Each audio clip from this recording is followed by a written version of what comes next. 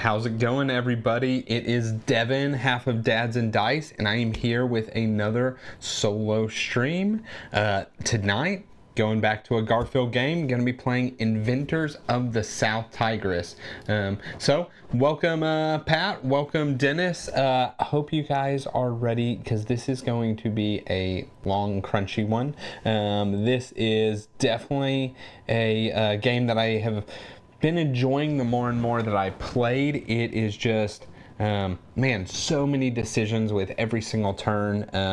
I personally think Garfield knocked it out of the park with this one.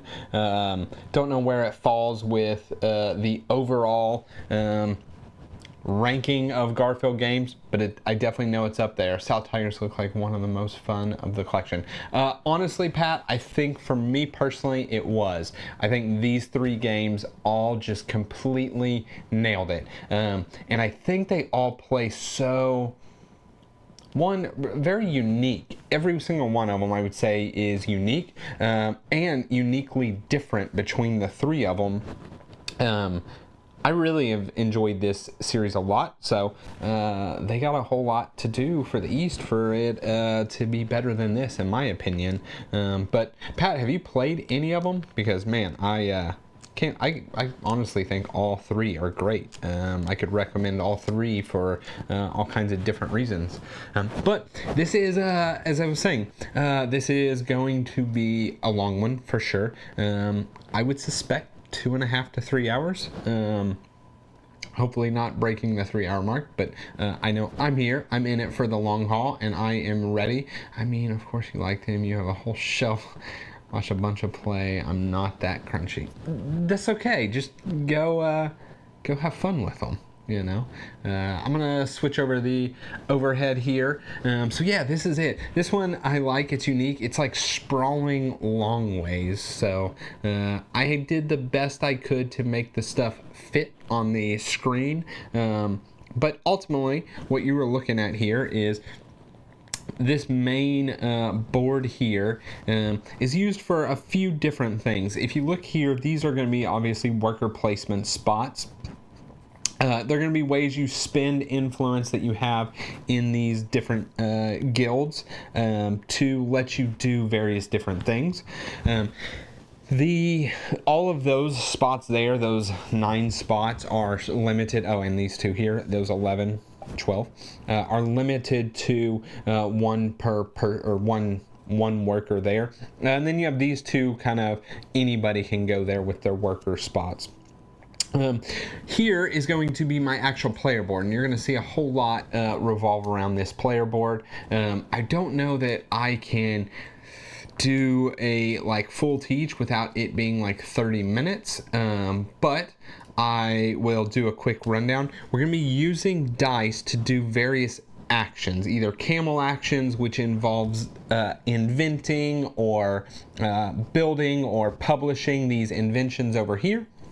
And that's going to be kind of everything here, or testing. So you put a couple dice on the camel spot, and then you do one of those things.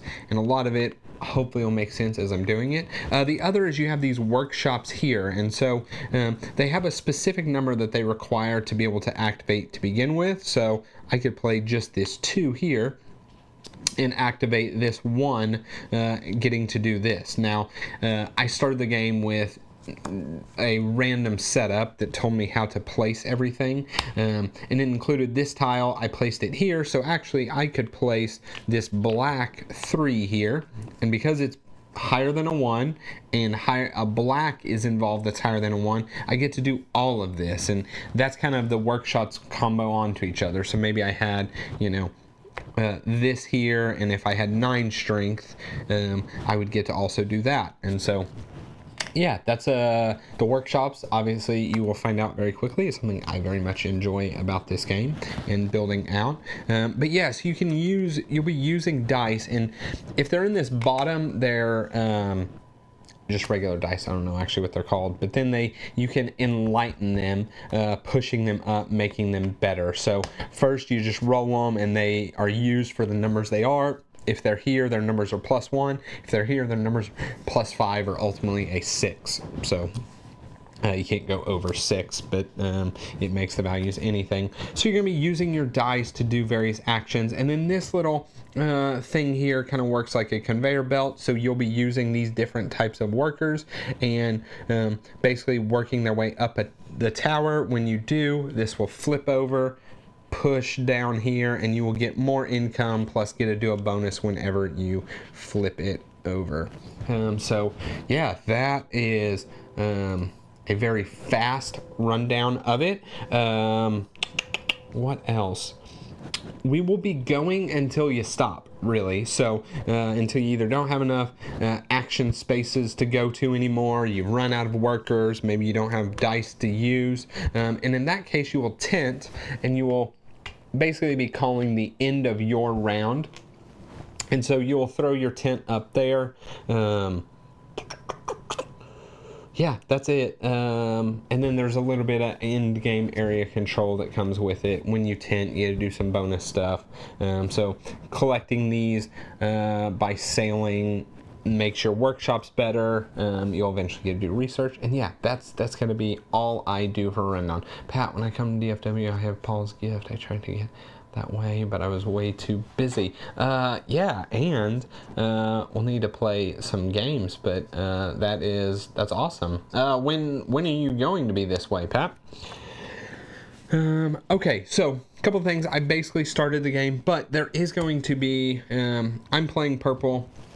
The AI is playing red. This is the simplest AI of any of the Garfields. For what is the most complex game, this has to be the easiest to run. So the first thing we need to do is set up the AI deck. They have two different types of cards, ones that involve dice and ones that involve, workers. And so in this first round, you just shuffle them up and you're gonna get 4 that involve dice. 1, 2, 3, 4. And 2 that involve workers, and you shuffle those up, and that is going to be their actions. It changed like 3 times since I left. I'll know probably in 2 days. I'll probably know 2 days before. Man, what a life you live. Or lead, I should say. Okay, I'm gonna put their deck. We'll start off putting it down here. It might have to move as this stuff fills up. And then, so red is the actual opponent. And then we have a just dummy that is used for guild majority and that kind of stuff. It is going to be yellow player. Yellow will not score anything or whatnot. It's just using a card to block spaces and do various things. And I know I was just playing with these, so it makes these more expensive. It is going to straight up block this and this. And that is what it is going to do. Game is going to be played over 4 rounds. When you have placed your 4th tent, that is it. I am the start player, so I am going first. And this is my hand. I started with 2 money. It's kind of like breaks down like that. So I'm the start player, so I start with 2 money and 2 cards. I'm going to Michigan Wednesday, I think, then back to Cali for 2 days, unless it's Spokane, Washington. I just get on planes. They tell me to get on. That's the way to do it. Do you actually like book your flights and get reimbursed for it and rack up billions of flight miles with whatever airlines you use? If so, that's gotta be awesome. That is awesome. Very nice. I do minimal traveling, right? I won't say minimal. Somebody like Paul does minimal, virtually none. I fly somewhere 5 or 6 weeks a year, but it's still a perk. I'm almost diamond now this year. That's great. Okay, so, these start like this. So one of the things I was thinking, because one, I like to build up my workshops, I did forget I was supposed to start with 2, this and this, and they start 1 of each, I believe. I might have to double check that. And then the AI, or the dummy, does this. So So let's see. I just want to make sure. I think they start with one in each guild. Separate scheme. One influence in each guild. Yep. Okay. All right. So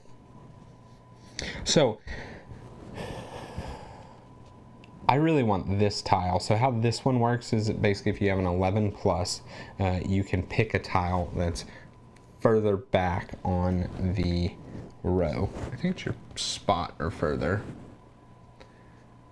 at the ship space or to its left. Anyway, it's a way of helping to get more tiles. And honestly, my setup I didn't like as much because I think there's 8 different ones of these and they all come out randomly, placed randomly. But there is one that allows ship movement. There's also one that allows research. Didn't get either of those, so I'm gonna have to really work at it to get ship movement. So not that he's likely to go to this spot and move his ship first, but I don't want him to do it. Either way, I'm going to do it. This is a costly move, truthfully. But I am going to spend one of each influence moving my ship one space forward. When you move it, you claim that tile. And I'm thinking up here just because this place wants at least 7s anyway, right? Whereas this is 4, so I'm already most likely going to do higher strength stuff there. And I think that is good.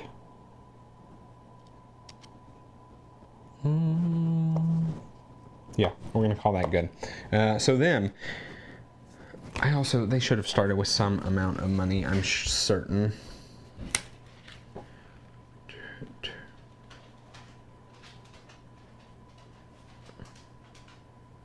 Scheme, shuffle influence, their tints, their invention tiles, only real 3 boards.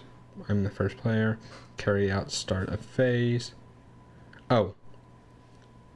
Their start a phase. They add 3 coins. So, yeah, they get money there. Delta wrecked another suitcase. I'm fighting with him about baggage reimbursement now. Didn't you, it was like less than a month ago, didn't you have like lost luggage that didn't it have Dice Throne Adventures in it? If I remember right? I know you like had games packed. Yeah, I was like, I know you had games packed and they didn't damage the games, right? You got that luggage back at least.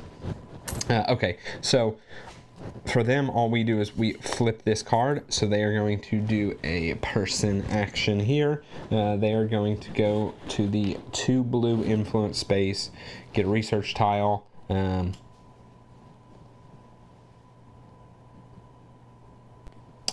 Which I'm pretty certain they can do because I opened this up for them. But what I'm not certain of is normally you have to pay ahead of where your ship is.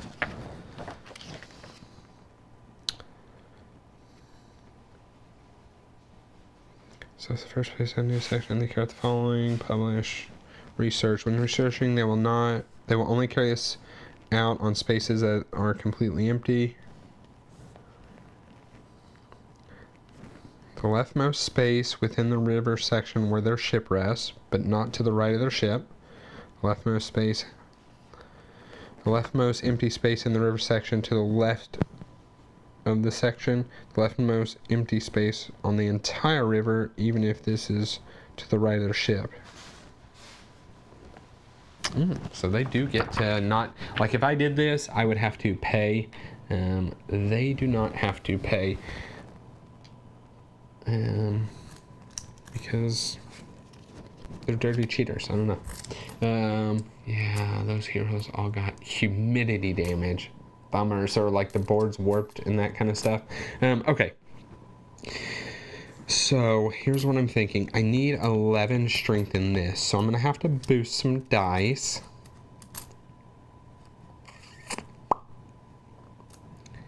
I also want to end somewhere that has a tile to the left. Okay, so I'm going to use this dice here, this 3 here, and I am going to brighten a couple dice so I can move them up or out. So this one's like in a study. It can either go out or it can go up. I want to move this 3.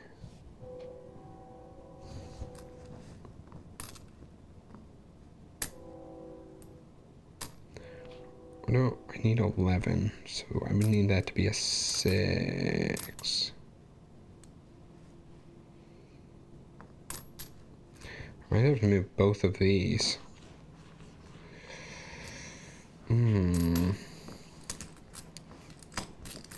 Okay, let's think on this.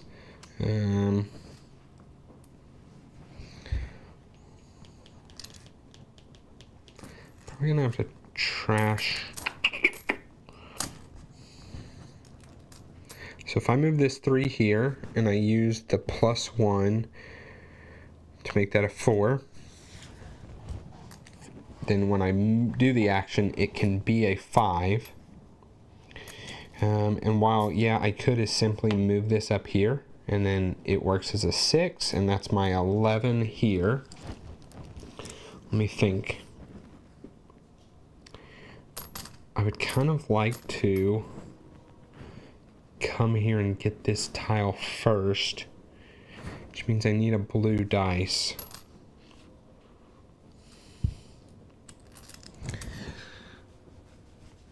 And the downside is I won't be able to research if... So my thought is moving.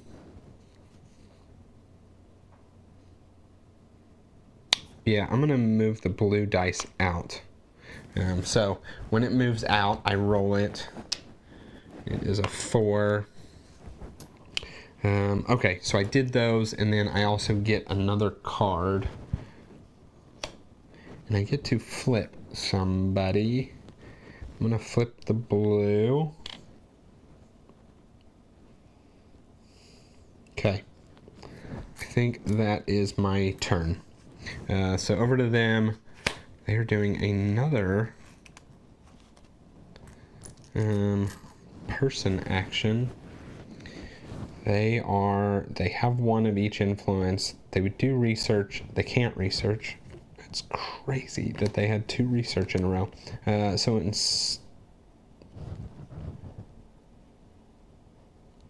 on, I slightly screwed up. They went to this spot. They didn't have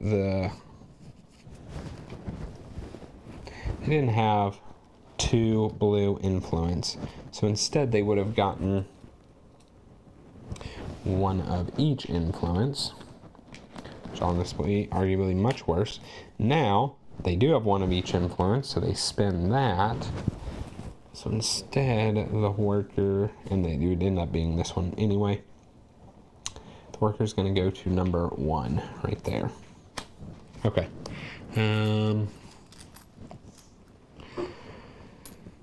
So I'm not going to be able to research, which is probably fine. Maybe I will. I mean, they will not be able to do any more research, so I might be able to. Okay, so what I'm going to do now is I am going to do a camel action where I actually test. And you can test anything from here over. So obviously this one only right now. What's going on, Michael? Appreciate you jumping in. So I'm going to test with the blue dice here. You're always going to have the same amount of dice. So when you test, I actually will take a... Oh, I have to grab it. Oh, my daughter was playing with the dice before I started, so I had to put them high. You're going to take a white dice. So this dice is permanently locked there, the blue one, and instead I replace it with a white one onto my camel space here. So anytime you do any of these things, which is publish, build... not publish, invent, build, publish, or test, you will be using these camel spaces here. And you do have access to more as the game goes on. Michael, do you have this one? Have you got a chance to play it? Okay, so I went here, I published. I do get 1 blue influence. And then I move 2 ship spaces, 1, 2, and I take this tile. And so I could just place it here. Ooh, that's gonna let me brighten a die there. Anyway, I could just place this here.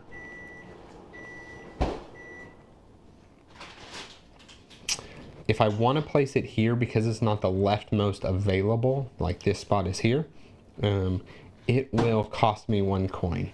But I think it's worth it for me to be able to have like using 2 dice for kind of this beefier action.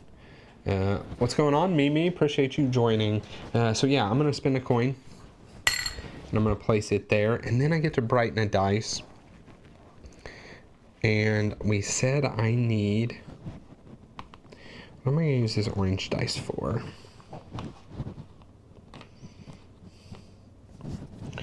I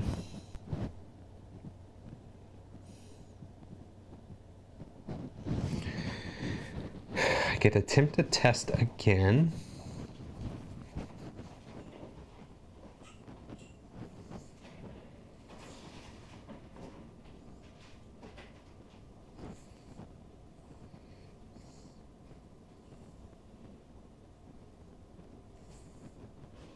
Because my only thought with this brightening is I could trash, at any point you can trash a card to kind of do their effect. This one lets me flip my orange and add a +1.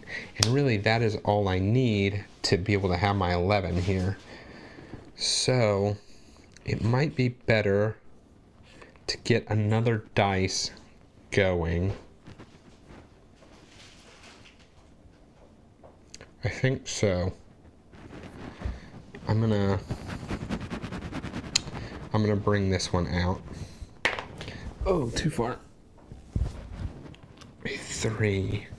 Not exactly what I wanted. You have to match or beat when you place dice. So I was 50-50 shot. Of all the Garfield games, which would you recommend for someone who will only play it solo? Ooh, that's a great question. I will say, maybe it's a recency bias, but I think this one is very good. I very much like it. The solo, super simple to run. Here, I'm about to finish my turn. What did I do? I place this here, spin a coin for it, enlighten that dice. Yeah, so the solo has a deck of cards. You flip it over, and you basically do that. So they'll always go top to bottom. This one is if they can publish, which there are publishing spaces available, so they can. They will publish and get a coin. This is what they will select, and it's order 1, 2, or 3. The color is used if they were testing, which they're not. They're doing the top one. So they want to publish on number 1, and then they just take this card and they put it here. It matches, so they get 1 influence, and it is like as simple as running that. And then everything else is kind of carried out because like that goes there because that's how it would work. So I think this is, and they get a coin for that. I think this is the most simple of all of their solos to run. Not that a lot of them are hard, but the other 2 South Tigris use a card system that is kind of in a more interesting way. It's a deck of 6 cards, half are blue, half are red. Once they get 3 of one color, it triggers them resetting, and there's just a little bit more to it. I enjoy all of the solos. So I recently played Paladins, and I just love that game overall. I think that one is great, and the solo is not too hard to run on that one. I think it really depends on what type of game you want, because none of their solos are terrible. I will say of one of the recent ones, Ezra and Nehemiah, while I think the game is absolutely phenomenal, the bot on the solo is a big old dummy, and it's very just easy to beat. It does not smart things, so I wouldn't recommend that one. I don't know, I didn't just straight up answer your question. I'm gonna butcher your name, and I'm so sorry. Tuskiyami, welcome. Appreciate you joining as well. So Mimi, I hope I somewhat answered it, but I do think this one is the crunchiest of all their games for sure. Like, I truly expect this playthrough is going to go, I said it earlier, 2.5, 3 hours. Keep stopping and talking, I'm definitely going to bust the 3-hour mark. But the solo part of it is so easy to run, and it lets you still get to do your thing, and it will frustrate you because it will take your spots, or it will invent on something, or publish or build one of the things you were just going to do, and you're like, no, that is what I was going to do. So I think this one simulates a player and is very simple to run. Okay, so it built this here. And so all of the inventions, right, when you invent, it doesn't really give you any end game victory points, but it does help you get some royalties and that kind of stuff. But when you build and publish, that is kind of locking in some sort of end game victory point condition. So like, if I publish this one, I would say my top one of these basically scores if it is either level 7 or higher, or level 10 or higher, and it is either worth 2 or 4 points depending on which one you get to. Okay, what did he do? He did that. What am I doing? I think I'm gonna go ahead and do this action.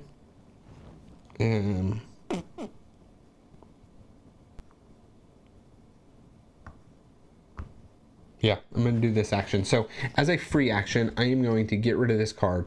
I'm going to flip over my orange worker. So a worker has to be face up to actually be able to use them and put them to work. Then I'm going to give it dice +1, and we'll just give this a 6. And that's just a free action to do. But the reason I'm going to do that is I'm going to now send these 2 dice, this 6 and then this 4 +1, because it's in this zone, so a 5 here. And it is now an 11, and I realize I did have more decisions I could have been making. That's okay. So it is... Sorry, I am thinking back.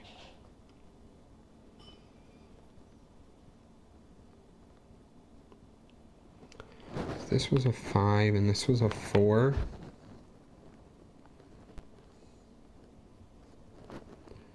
If I can make it... I need to do something with his dice. I don't think I'm going to be able to. Alright, so here's my thought process at the moment. I'm going to get to trigger this, which lets me get something behind my ship. I could get this one, and I could place it here, and basically if I did it with an orange 10, so I made one of the dice a 10, I'm going to trigger that as well. Now I can do that.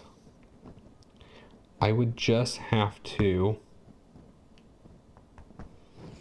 send this, this, where I brighten the orange and add it, making it a 5, then that would be a 6. It also cost me 2 coins. It would be a very costly play.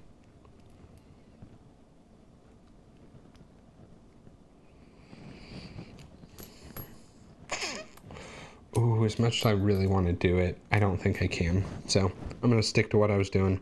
That's going to go to a 5, which then went to a 6. It's going to go there. So you can do these in any order. I'm going to do this one last because I am actually going to do this one first. I'm going to use this worker. So it cost me 1 coin, and he levels up kind of in experience. So 1 coin, he goes up to a level 2. And then I can bump 2 workers. So I'm going to actually bump these 2. And now when the bottom row is empty, this goes and flips to the top. I get to do this where I flip. I'm going to have spent 1 coin less. The reason is, anytime you spend coins, you can use a worker instead of spending coins. or you can flip a worker to save a coin. It's marked there on your board. And the reason is I'm about to get 2 free flips, one from here and then one from here. And I don't want to waste that second one. And so anyway, this level 1 comes to the top, flips over, and then this all pushes down. And so this will now be my new income, and this will be the new thing once all these are off of this. So I did that. I'm going to get the tile furthest to, or not furthest to, either on my spot or to the left, so this one. And I could place it here. It does me no good, so I'm just going to put it here. See if I can possibly do something with that. I don't think so, but we'll see. Okay, and then what am I doing? That was that. Then I'm going to do this. Oh, and so when I did this, I got to flip one worker. When I do this, I flip another worker. I draw a card. Max hand size is 8. Low chance. Toss coin to your witcher.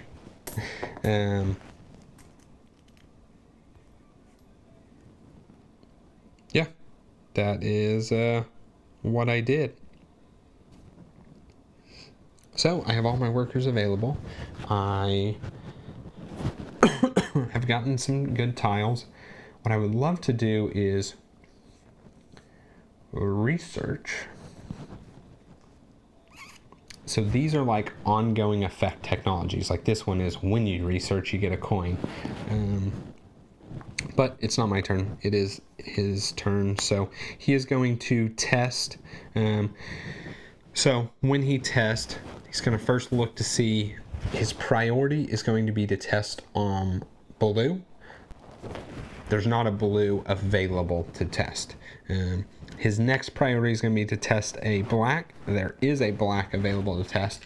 And when they test, they just roll this dice and go here. And then they move their ship the amount of spaces. So they skip spaces that do not have research tiles. Not they. We all do. 1, 2, 3. So they're going to come here. When they gain this ability, I think they just add one of these cards into their deck shuffled. I'm going to make sure. Without looking at it, shuffle the top dice scheme card. I think that's a dice scheme. That is. Okay. I know I said not looking at it, but I didn't see what it was. So they're going to be doing an extra action this turn. Okay. So, things I could do.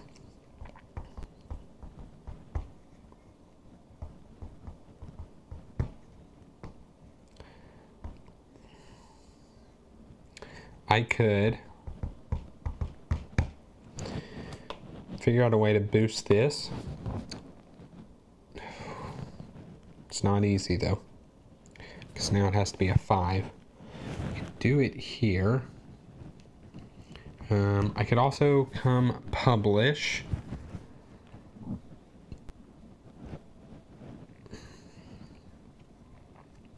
I could attempt to build this.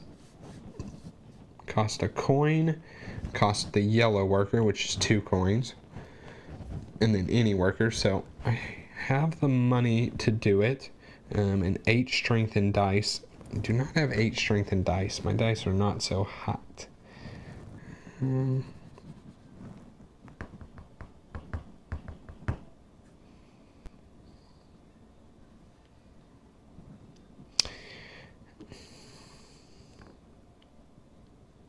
I could research, so I could research at either of these spots, giving up a guild influence to research is what I would do.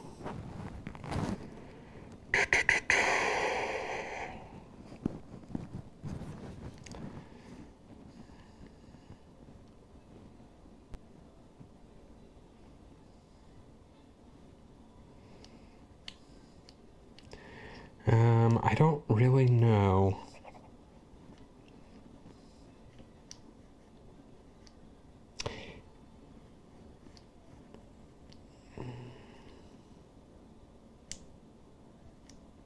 It kind of stinks that I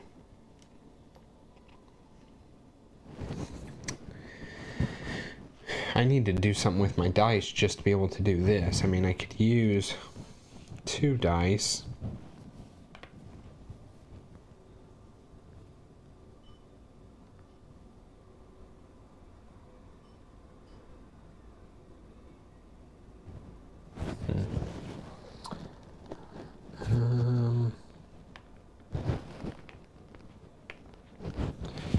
I could also...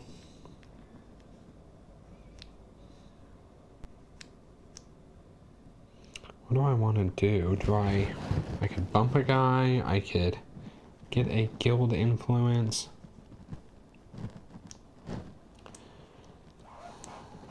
I could build one of these. So this one is victory points at the end of the game for sets of blue and orange dice. This one is victory points for if you have built and published. With the AI, that is something that is super hard to do. So I probably don't want to do that one. It also costs 12 strength and die. This costs 7. I can't do either of those at the moment. So I could do this. It's 6 worth of dice. And costs 2 cards. If I use my orange dice,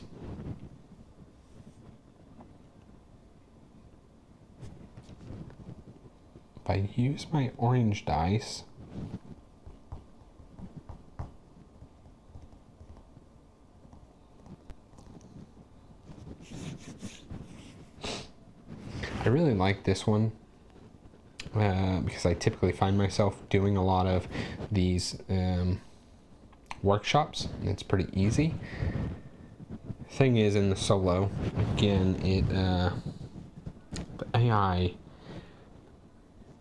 the AI just gets random stuff, so odds are he ends up building or publishing on it. And this one are about how far up these go, which kind of goes hand in hand with this one.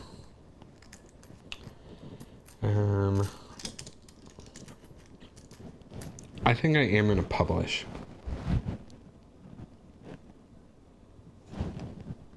I'm going to spend 6.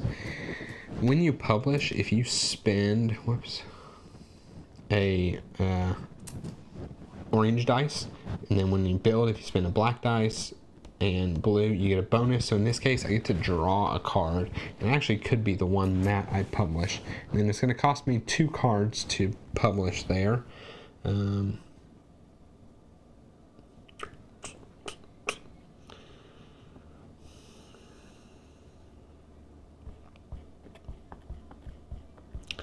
I don't,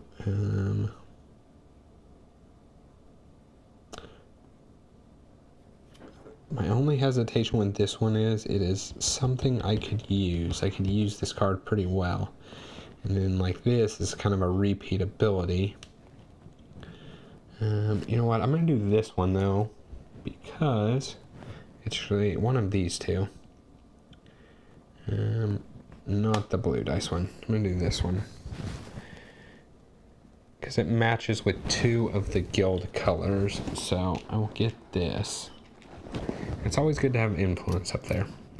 Then I have to discard 2 cards.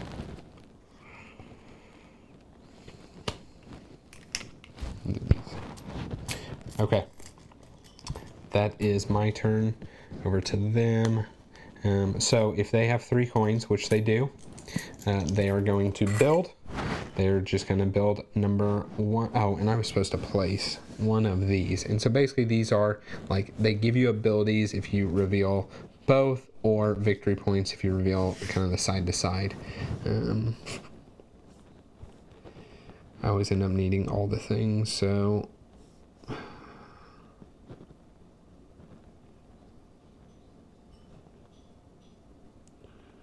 feel like I'm going to struggle brightening. I'm going to do this one. Which one did I build? This one. And then I get this, which lets me push something up. I don't think it matters too much. I'm going to push up the brown. only because if I want to do either of those, they don't take brown. This one does. I also don't care about that one. So that's what I'm doing at the end of my turn. So now they are building number 1, this one. So it costs 3 coins. When they build it, this will flip here, and they will put one of their influence on the build. Simple as that. It's basically straight up, I think, 4 victory points for them for doing that. And then there'll always be 3 tiles over in the publish section. Okay. So I think I send these here.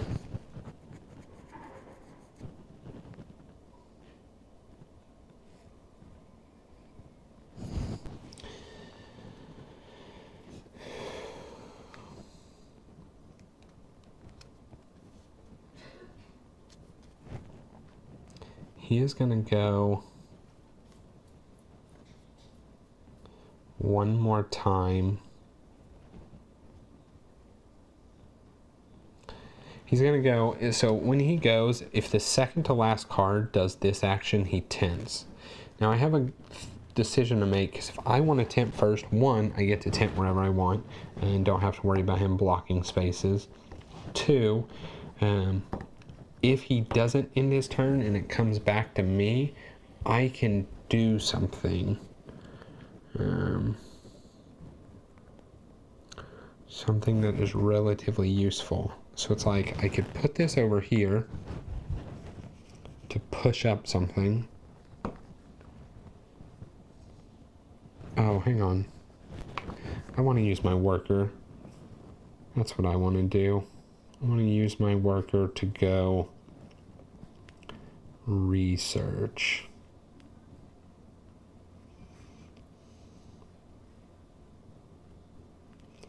Research or get a dice.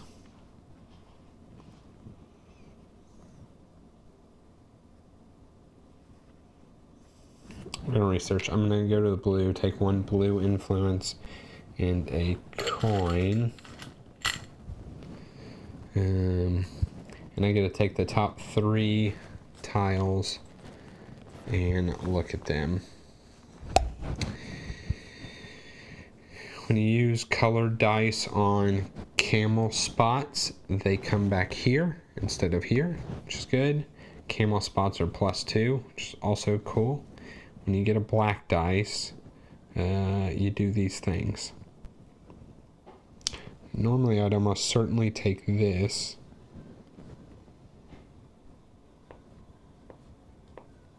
Because I do need more colored dice. But I think I'm going to take this one instead. It's kind of a short-term game, honestly. Gain.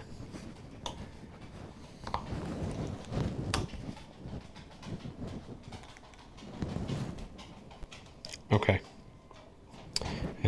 Now it's over to him. So here is going to be where he tints, because first he's going to look, does he have 3 coins to build? No, he doesn't. So he is going to publish or test. He wants to test a black.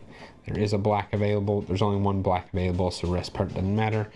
So he takes this, rolls it, makes doing black hard. Oh, these should flip once he made it to that like spot.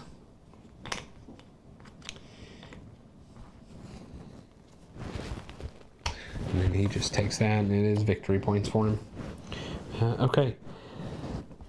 Because he did this, he does tint. I think we just flip this one and look at it, and that's where he tints. Brown is him, white is the dummy, so he is going to go here. This one's going to go here. And that does make the decision for me. 1, I kind of have no reason not to go ahead and do this.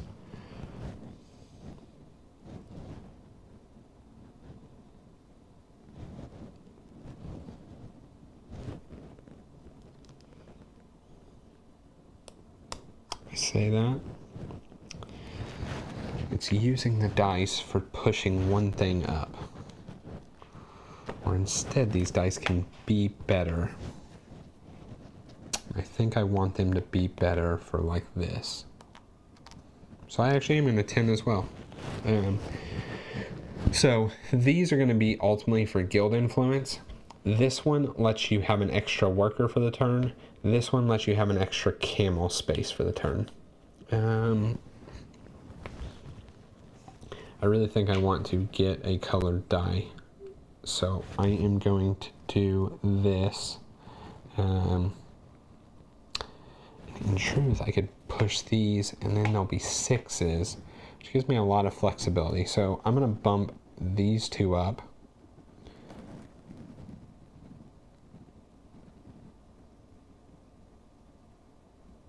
Yeah, I'm going to bump those 2 up. And then I am going to get, what dice color?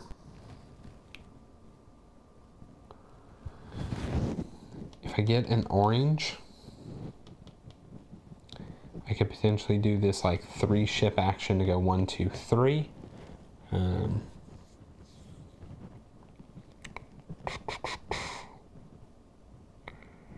Which I like. But I think I want to do a 2 ship action, so I want to do blue. I'm going to take blue. And when that comes out, again, when you gain a die, you'll lose a die because you'll always have the same amount. This round, I will have an additional camel space, and that's it. So end of round cleanup. I wish I had something that told me. Make sure I do it right. End of round. So the player who placed the leftmost tent, which is me actually, will be the first player. So I will continue being the first player. All remaining dice are brightened in the following order. So you brighten them up. So these go here. These will go here. So I need to roll them.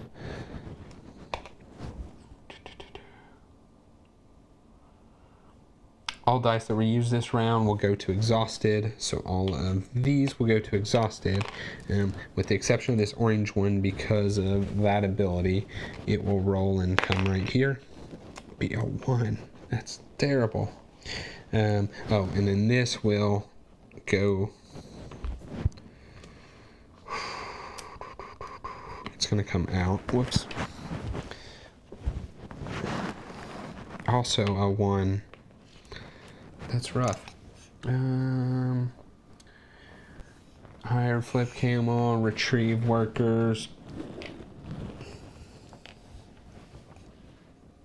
and then raise tents. So, I get blue, yellow gets this, red gets this. And that's only the first time tents cover. Okay. And then I gotta reset his deck. So this round, he will have 5 dice actions, 2 worker actions.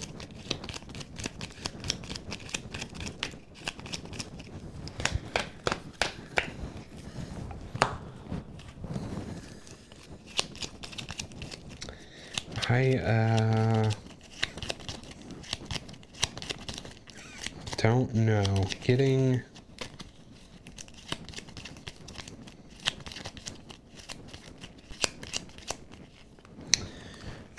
I don't know what I'm doing here.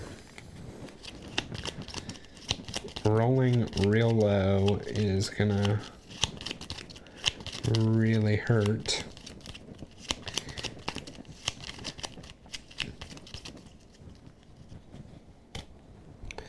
Okay, so I am first. I honestly don't want to be first. I potentially might do this.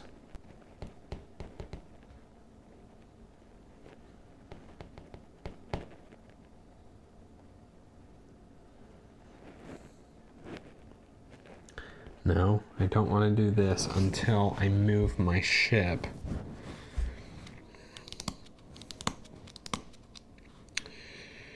Oh, what we should do is see where the yellow just one. That spot. 2. 2, 3, 4. They're going to kind of move some stuff around here. So this will block this.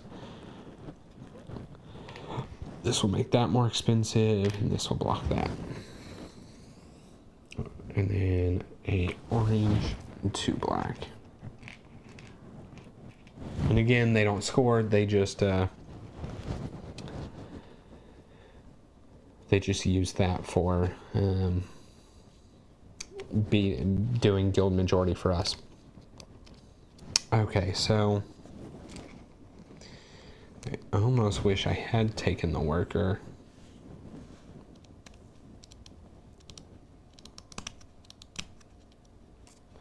So what could I do here? Oh, I get income. That is going to help. So my income is this, 1 coin plus 1 coin. And then I get to bump something, and I get to enlighten a die. And I think I'm going to have to enlighten black so that I can enlighten others.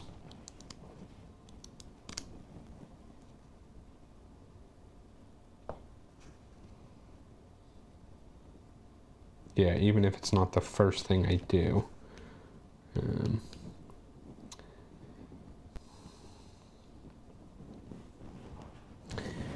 And let's think, do I want to potentially build this, this, and this?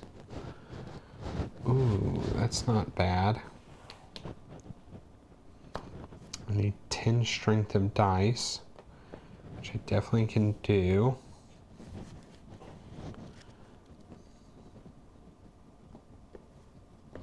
But that's also like an 11. I'm going to enlighten the black. I think it's the best one. It was not the one that I cared if it rolled even above a 1.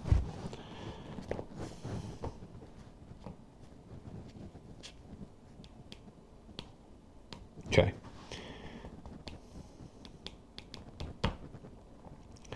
So, you know what? I could go ahead and just build this with 10.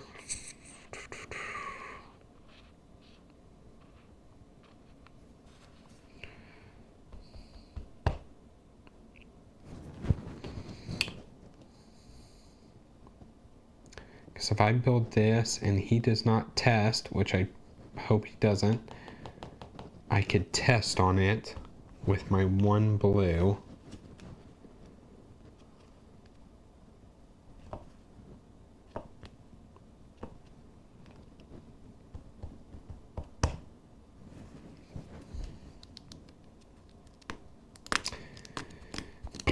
I'm gonna do it. So I'm gonna use this 5 and this 2 as a 6 because they give me +5 to come here.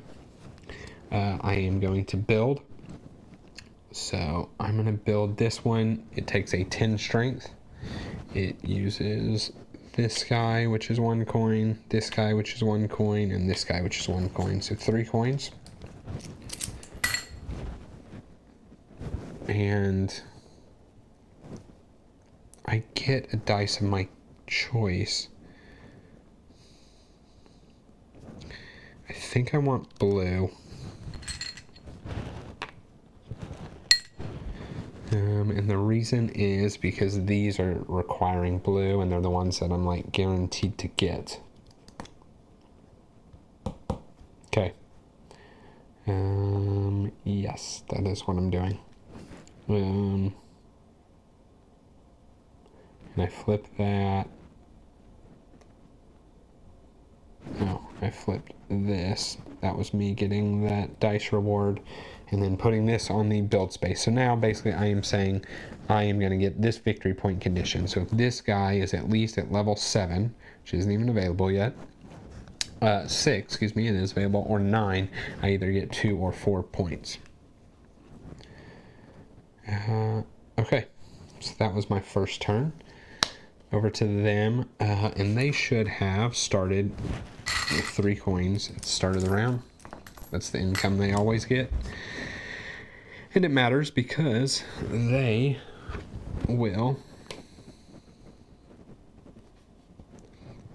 spend 4 coins to build or publish. They cannot build because there can only be 3 built, so they are going to publish, and they are going to publish number 1. So it's actually the one that I just did here, which is like cool for me because it's basically a 3 points. Downside is every time I put a test dice on there, it will be good for them, but they're going to spend 4 coins.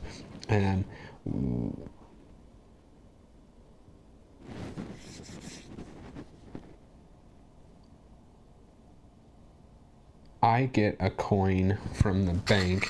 Normally the player would have to pay me. Doesn't happen here. I get a coin from the bank, and then they put one of theirs here. And so this is the published column. Okay. It worked out for me because I got a coin. So now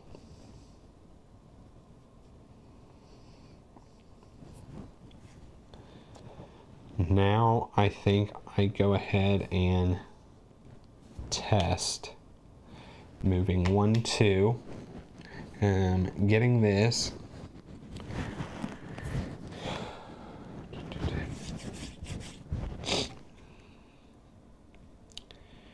Do I put this here?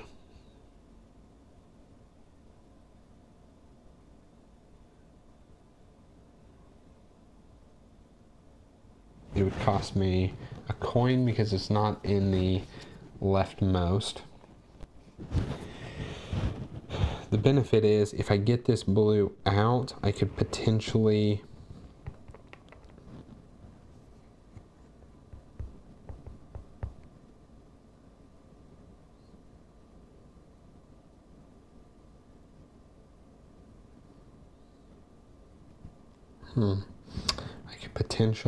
get to do that effect, which is pulling back a worker, which is pretty good. So I think I'm going to do it. I'm going to spend a coin to put that there. I also like having like set colors in rows because then you don't have to like cross the colors. And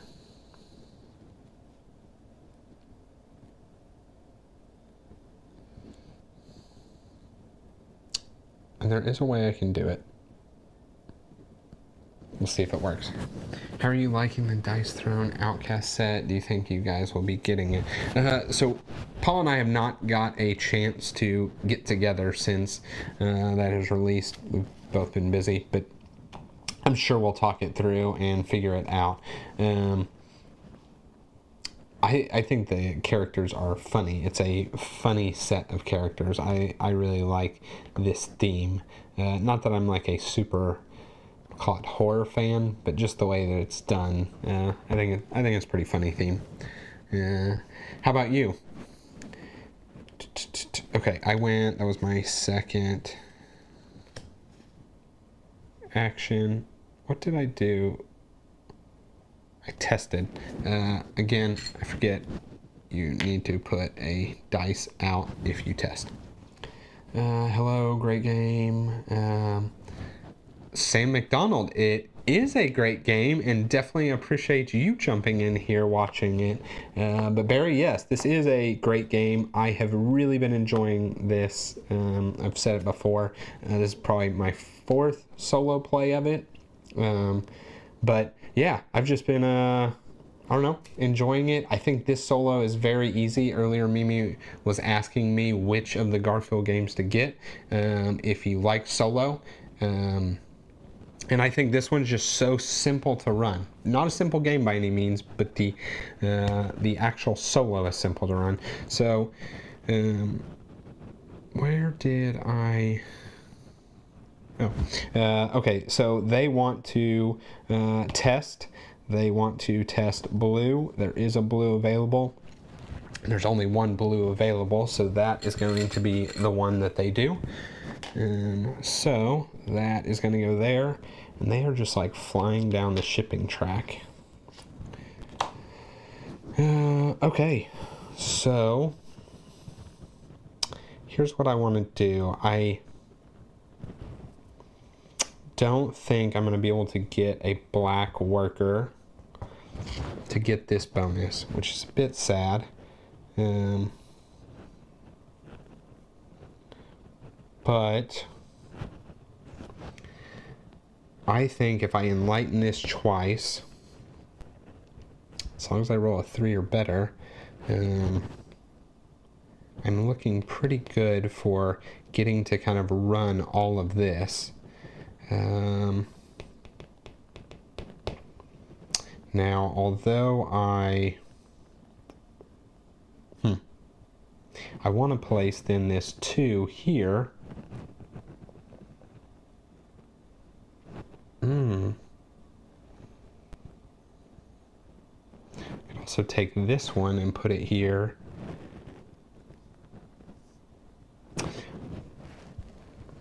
Man, I always love using my workers to go get more research stuff. Of course, burning through my guild cubes. Yes, really smooth. I have all 9 games in the series and I really enjoy them. Barry, yes. The top workshop row is looking really strong. Thanks for covering the game. Of course, Sam, yeah, it is looking strong. And what I'm really thinking I want to do here is, even though it cost me a couple coins, if I can activate it, right? So I'm going to get this blue up and with a hopefully not terrible roll, activate it. While it would cost me 2 coins, I can throw that here and then basically activate that right away. So it only costs me 1 coin ultimately, and I get to brighten a die. I like it a lot. Here's very the price is pretty good for this Kickstarter. Okay, so I have 2 ways of brightening. I can come here, or I can just go here, which feels a little bad without the black.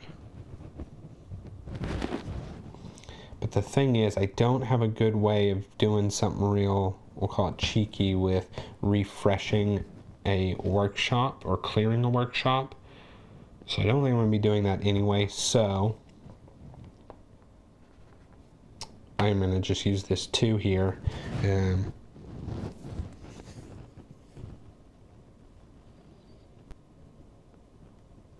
Now,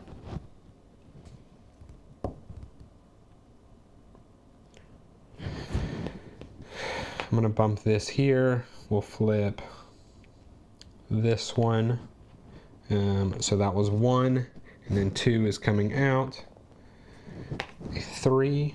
I need 11, so if that is a 4, then it can be like a 5, and that is a 6, so I will take it. So that is going to go to a 4. And that is that. Okay, and they're testing yet again. They are testing like crazy. So they want to test orange. There's of course orange available, so they're going to look at the second row, and then they would look at like the leftmost if possible. So it's this one here. So they will do that, and they will now go 1, 2, stopping there and adding a worker 1, 2, whoops, I don't take that, to this. So they're like having a great round for them. And they've been doing a ton of testing. Okay, so back over to me. I think I'm going to use this as a 5. This will be a 6, and we will come here. I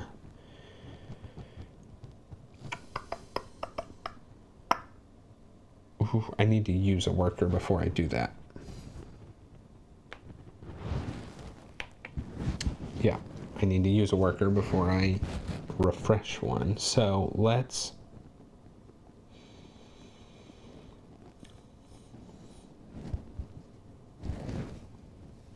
so this is going to, I think I want to do this one. I'm going to use 1 orange influence. I'm going to pay 2 coins, and we will bump up this.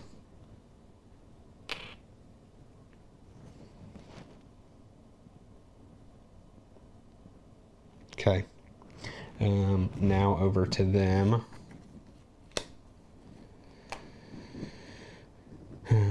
They are going to, they do have 1 of each influence.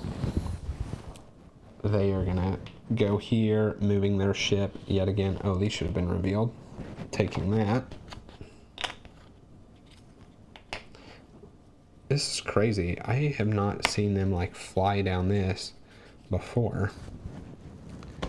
Yeah, normally I'm always way ahead of them on this. So now I've used my worker. Now this is going to become a 5. This is going to become a 6.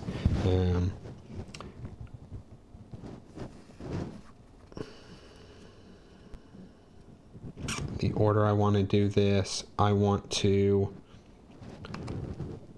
take a card, flip, take 2 coins,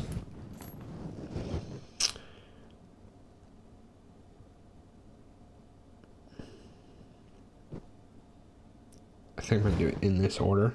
I'm going to take the left, this, just going to cost, no, I don't want to take this yet, in a second. I'm going to do this, so I'm going to use this worker, and I'm going to use this for the coin for it, and 2 will go up. I think that's fine. 2 will go up. I get to do this. I'm gonna get a, I don't really have a super need for any of the dice color at the moment. I'm gonna get a blue dice. No, I don't have to roll it, doesn't matter. That's gonna go here. Okay, so I've done that, I have done that.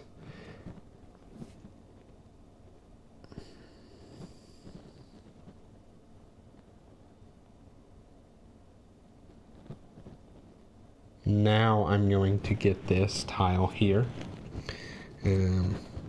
Flipping these 2 to be the coins that it cost for going further. And then when I place it here, I will refresh all my workers. So then I'll do that one last. Then I'm going to take all my guild influence I got to retrieve this worker. And I get a coin. And to brighten something,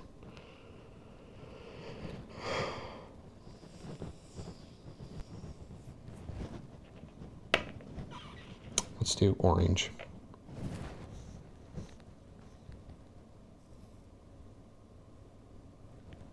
Okay, that was actually a decent little workshop there. Costly to go out extra like that, but yeah. Now over to them. Spin 1 of each. They cannot, so they are just going to gain a blue, whoops, and a red, and a coin. And they got 3 more. So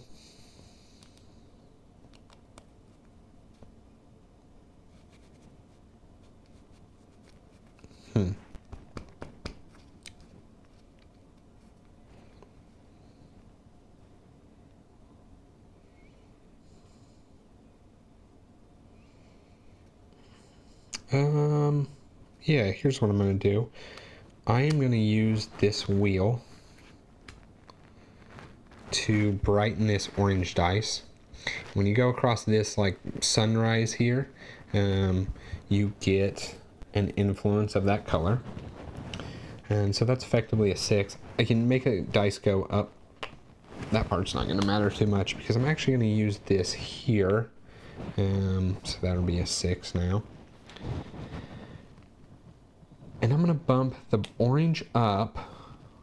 And then I'm going to use for 2 coins the red. Nothing. I'm about to 10 after this, so nothing of that matter. So yeah, use the red to collect my income, which is not great, but it's something. And I can enlighten this, which actually flips that red back. Yeah, I'm good with that. And then, oh, I did that, so I get to bump something. I've not been publishing, so this guy's like caught up too. Let's just move him.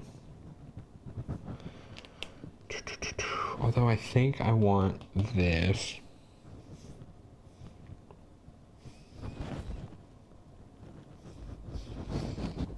I mean, one more orange and I at least score that, but I'm gonna like almost certainly.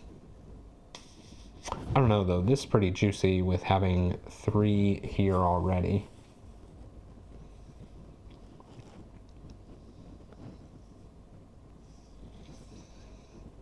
I think I'm gonna bump something else. Not the red, because I use it. The blue has potential. Let's just do the orange. Okay. That's my final answer there. Over to them. They do not have 3 coins, so they are going to test. Man, I'm telling you, they have tested so much.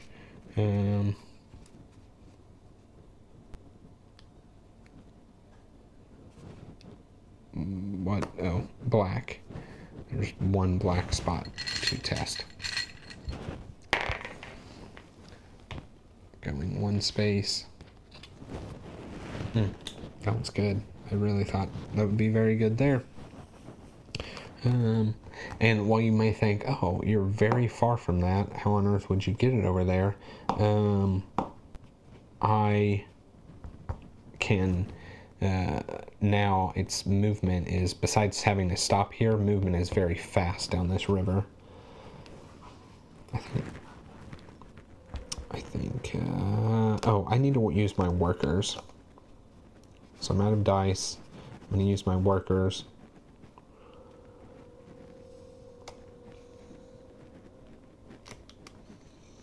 I'm going to have 1 free camo spot.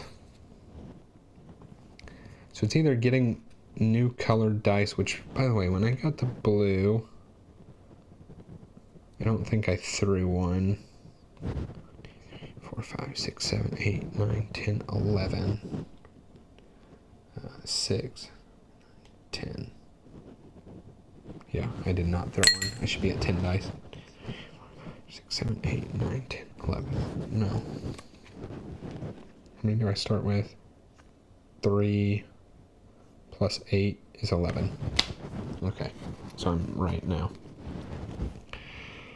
Okay.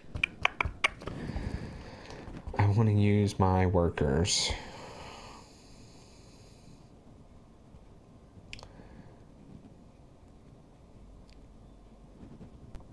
Oh, I did this. That was the free bump.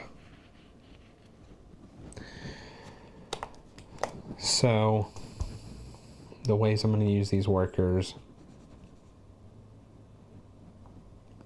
I mean, it has to be the orange and the blue influence. The downside is I'm not gaining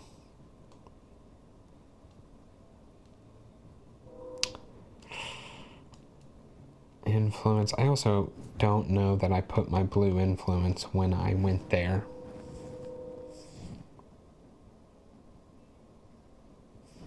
I started the game with 2 in there. I cleared 1 of each. I have taken one, but I've also used blue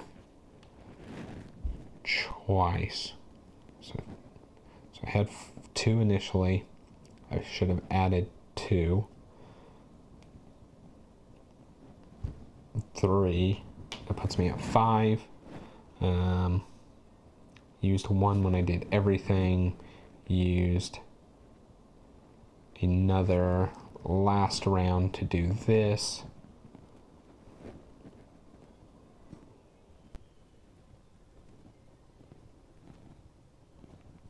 I should have 1 more. Yeah, I should have 1 more. That is 3. I didn't get it in or do anything. Oh, and I did a match at one point. What did I match? I might have supposed to have 1 more than that, but that's okay. Okay.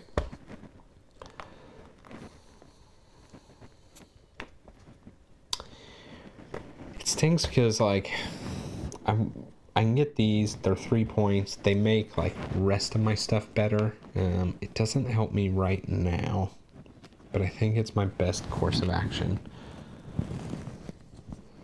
When I get a royalty bump, when I get a workshop, when I get a blue dice.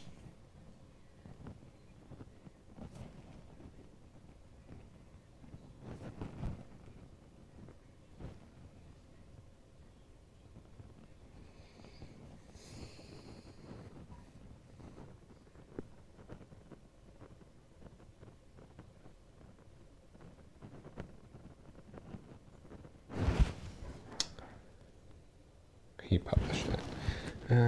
Let's do...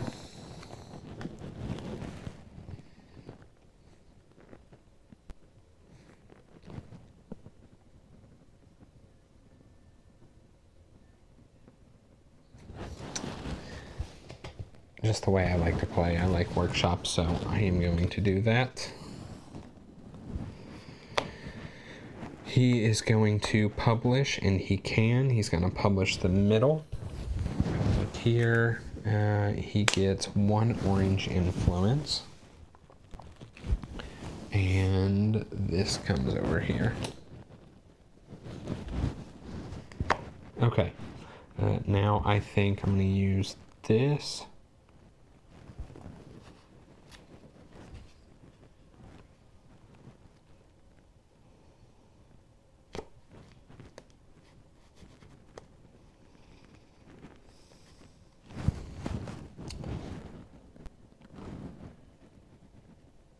Yeah, we're gonna make this stronger here. Let's use the brown. 2 coins. And let's see what we get here. Now this one, I feel like I'm set up. I mean, these go together, right? I want workshop tiles. I'm gonna do that.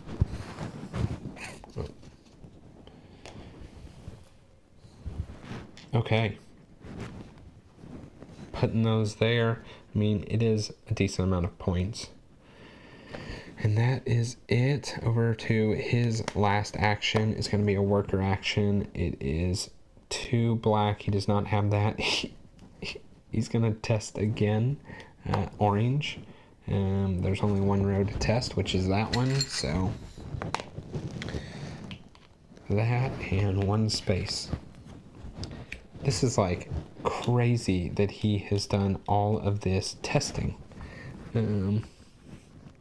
It's truly crazy. Okay, he's going to put out the brown tint here and the yellow tint here. And I really kind of wanted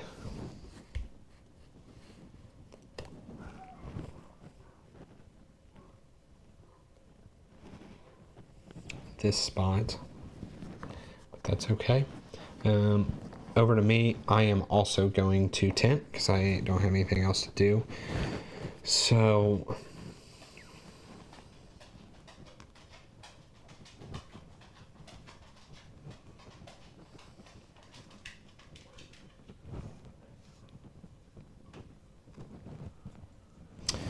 I'm gonna put this here.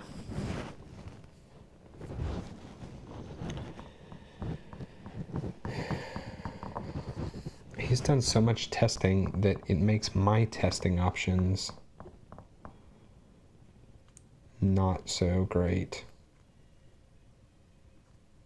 Yeah, I'm gonna do that. I get a royalty, and then this is just gonna go here. I can get any influence. I'm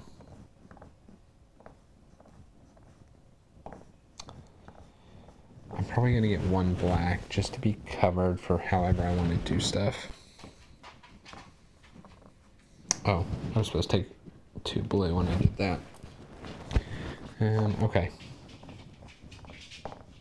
That's it. So end of round, we are going to the player that's leftmost, which is him. He will be first player. Bright and hold dice. I only have this going to come out. Normally I'd roll it, but it works as a 6. That all dice that were used this round. So all of these go here, except for this one.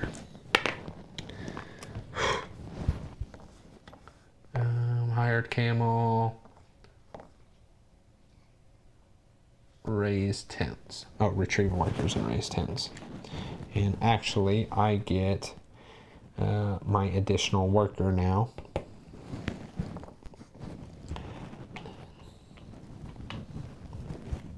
Okay.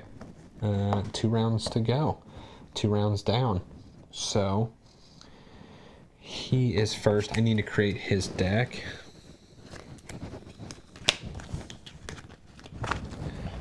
And let's see here.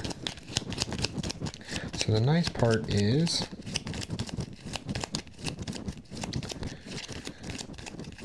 well, I need a 5, but I'm almost able to just do this. And if I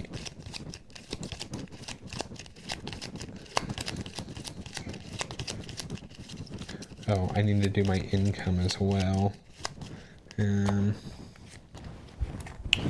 Which is 1, 2, 3, 4.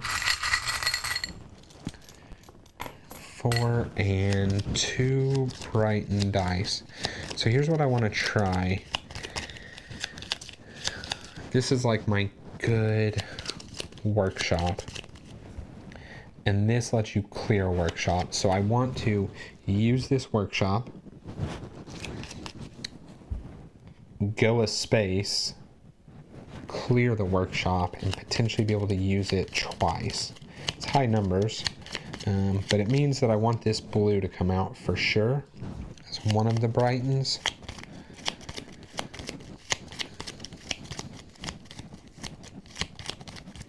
I mean, this one black is not bad for this, right? It just is what it is. There's also what I'm going to take is this, so truthfully, I don't have to use the black for that. Okay, so this time I am doing 3 of the workers and 5 of the dice.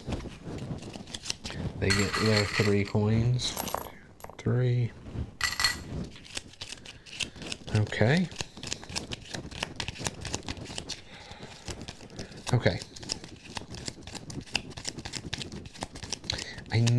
I just had my gut feeling was that brightening was going to be like hard for me.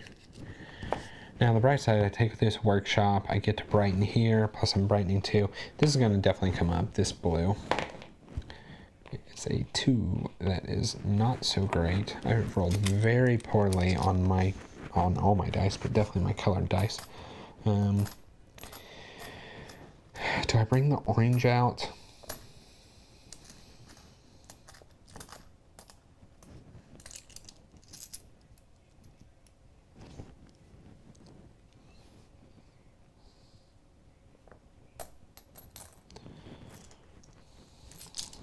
To do this twice effectively, it is going to need to be higher.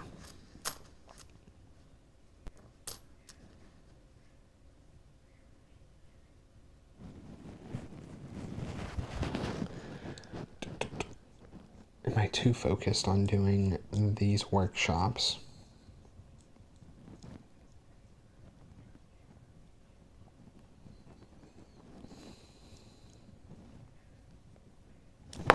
Oops.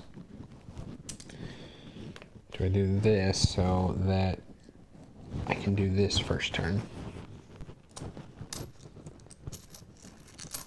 I think that's what I do. Okay. So he is actually first this time.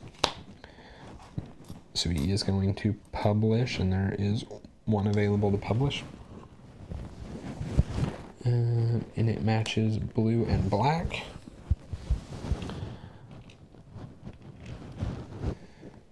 And he puts out this. Basically everything he does just gives him victory points. And 1 coin. Okay. I think I'm going to use this 5 as a 6. This 4 is a 5. And the order I do this, I'm not 100%. Let's do this. So this costs 2. 1, 2. Bumping up.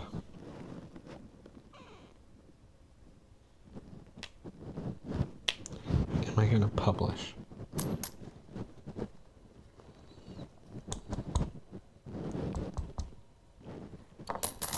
Publish this because it is worth a decent chunk of points. We're going to do these. I don't know that that's the right call. That's what I'm going to do. So that was that tile.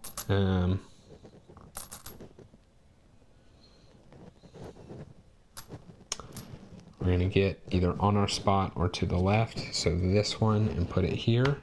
And we get a dice.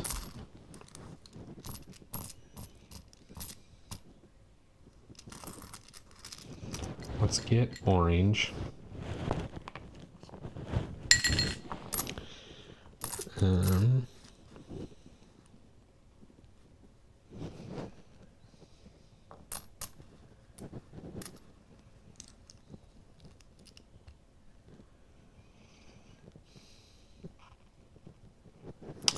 Oh, actually, a couple of things happened. What did I do? I took that. When I took that, I also got to brighten a dice.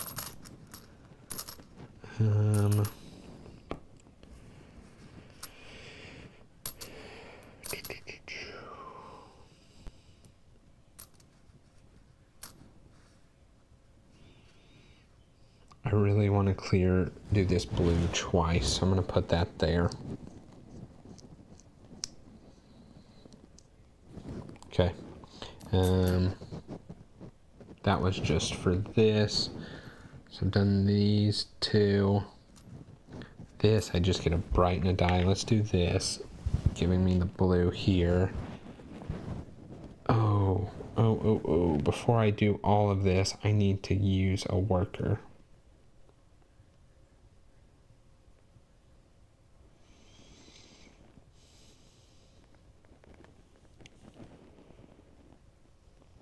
Dang it. Hang on. Let me take that back. This. The 2 coins. I think it was these guys. This. Okay. I have to use a worker first. So that is what I need to do for my first turn here. Use a worker.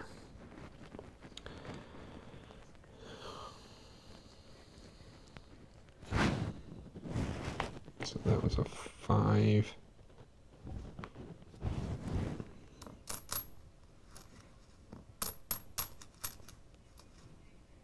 I think that was a 4 here. Okay. How am I going to use a worker?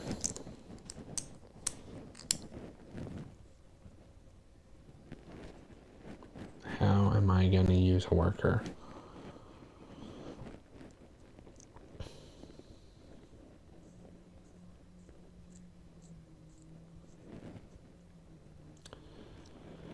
because I can't research without it being this one, and that's only 2 points. I probably should have done that one to begin with, but that's all right. How am I going to use a worker? I could just use a worker to brighten stuff, which I don't actually think is a bad idea.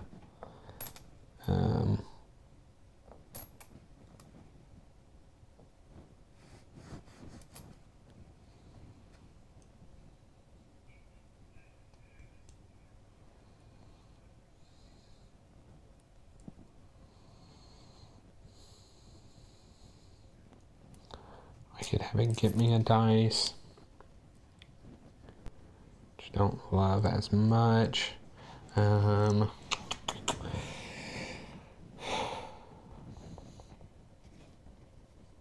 not going to be...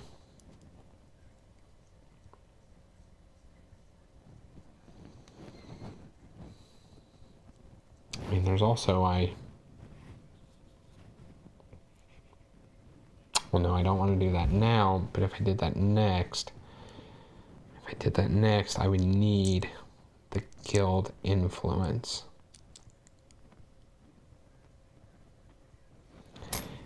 I think it's going to be here. And I think I am going to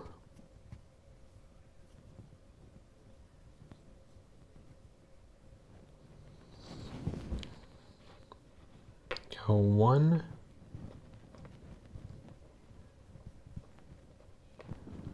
2,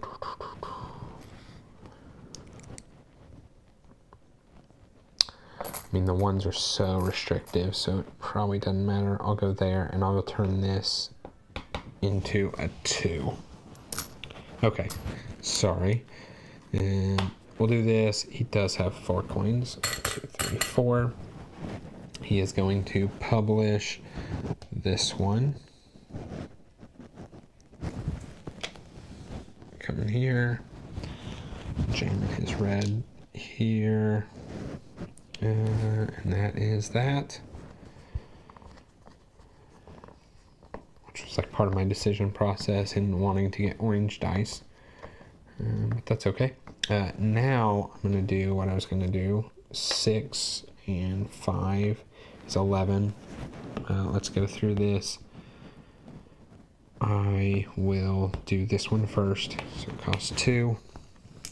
To bump these 2.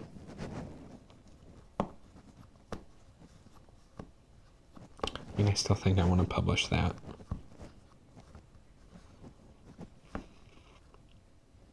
Yeah, I'm pretty certain.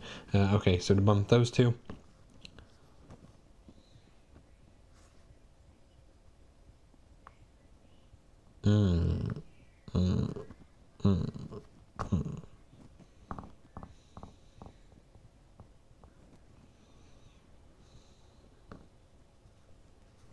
Anyway, stay focused. Okay, that was those.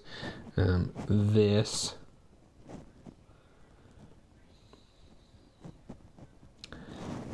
to now take this one, putting it here, I think I'm still going to stick with the orange. 1, 2, 3, 4, 5, 6, 7, 8, 9, 10, 11, 12, yeah.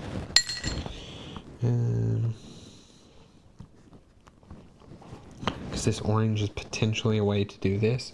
Anyway, so that is that. I get to brighten. Now there's this like play where I make this one a 6. And if I can get at least a 5 this way,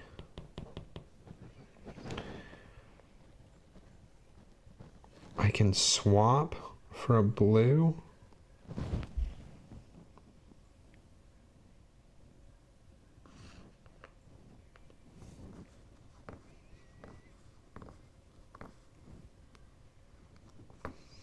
Or I just send this blue.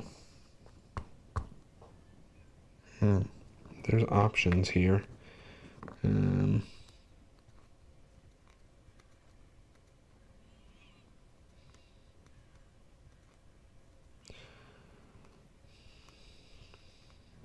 There's also options to just move this there. Shoves that up.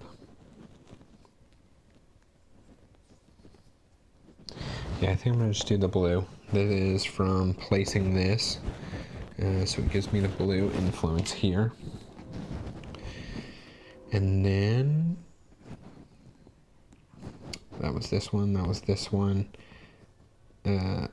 Oh, yeah, because I'm going to get that blue. I have to use that blue influence to retrieve this worker. I can enlighten.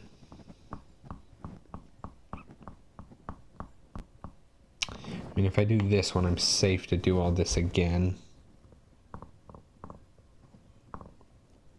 Which I think is what I want to do.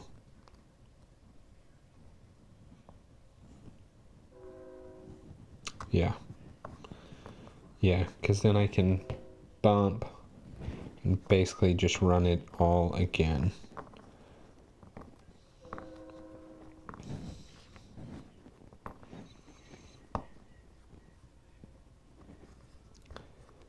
Granted, I want to move stuff before I do that. I'm going to bump this and get a card. And a coin, actually 3 coins. I'm going to flip the red and get another card. That requires blue. Not looking good. Okay, that's it for me. And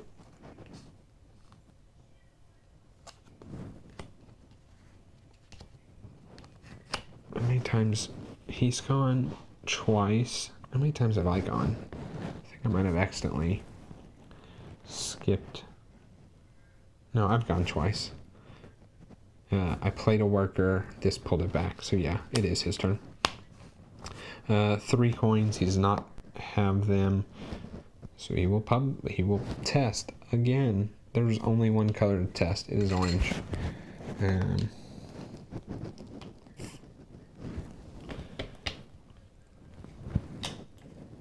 Well, he made it to the end of that track.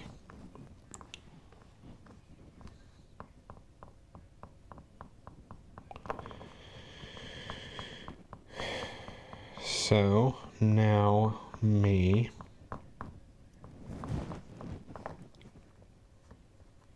And he's getting a lot of points for all of this testing. I want to do this.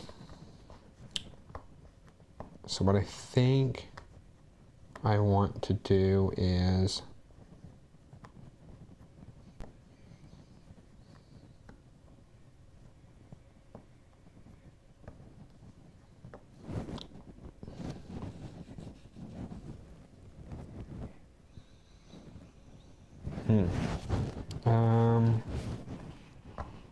I have to enlighten some dice. Okay. I can move 1 space here. It just cost all my guild influence. I think it's worth it. It's kind of this path I've decided to take. So I'm going to go here, clear all of this, get 1 coin, refresh these to here, or clear those to here, and I get a white dice into this area. Okay.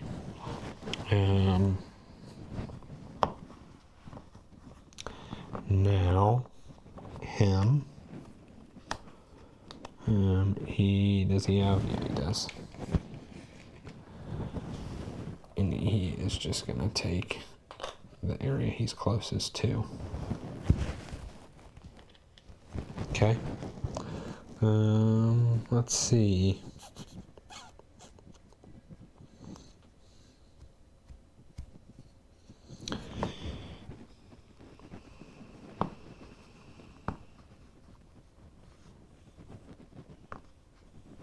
So I think I want to brighten some dice. And I can use this just as a 3. what would I be doing with the black? And the answer is I don't think anything. I think the one black helps me way less than this. Initially I was thinking I was going to use this for this. I'm going to use the one black because that's all I need. I'm going to brighten 2, flip 1, get a card. It's all the tinting, not the one I want. I almost think I want to just push 2 dice out, because this and this will let me activate this. I need to move on the river again. I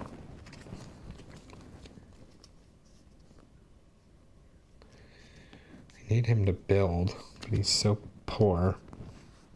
Oh, I was looking at, I did not mean to cheat. Yeah, that was his chance to build. So I could build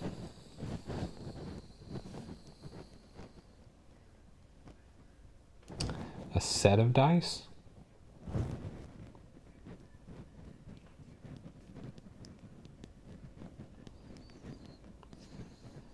Set of dice, and it cost 11.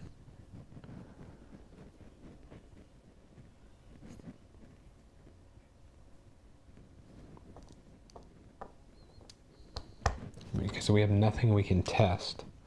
And then I just...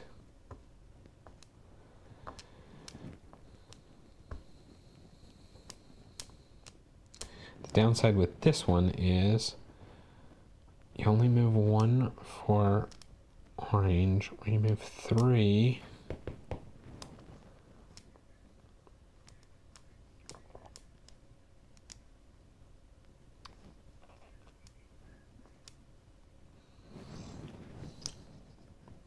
For blue. Maybe I move 3 for blue and lose one of these blue dice. Okay, I'm gonna bring 2 dice out. Oh, that is not good. Okay. That is really not good. Okay. What was causing me to do that? This. Oh, and then 1 dice goes up. If that goes to a 3, it's a 4. I can use this card to make that basically a 4. 5. That is 9.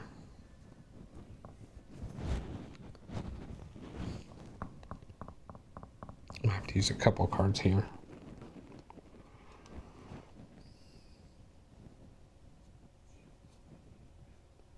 Okay.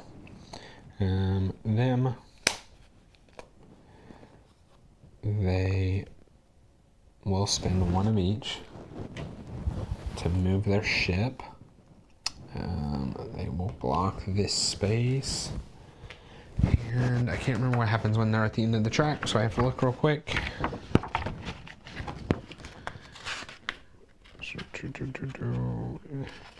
They stop at the last space, take the top workshop.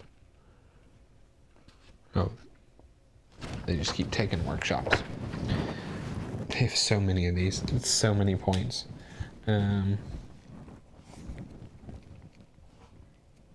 Okay, over to me. I got 3 cards left.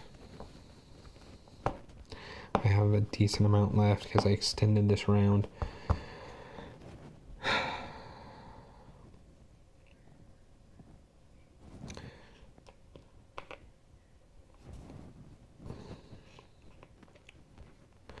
It's 9, 10.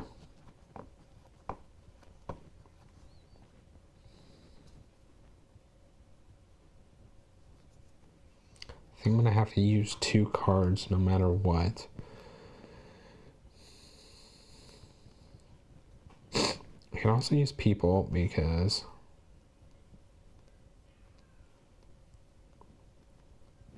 because I don't have a way of getting other influence. Which might not be a bad idea. Or this comes out, I get a draw. No, I want that there. I need the blue dice to come out. I think I'm gonna do this. And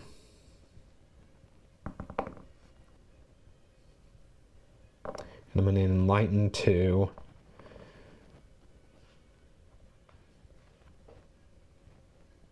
I mean, I could just bump this here.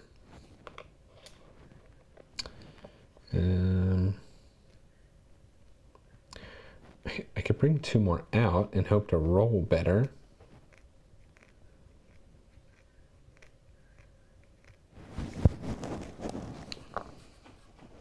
Or bring at least 1 out. Oh man, okay, let's bring...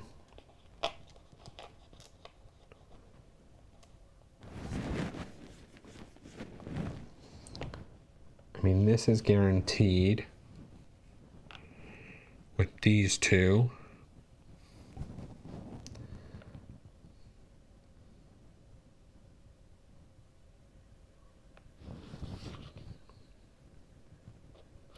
It's like if I just rolled 1 6, I'm fine.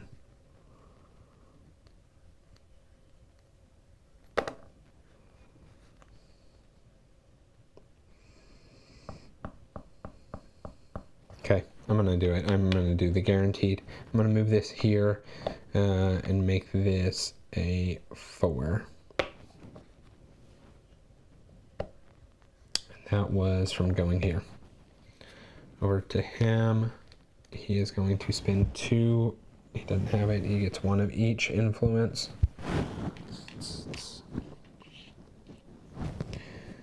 And got 2 cards left.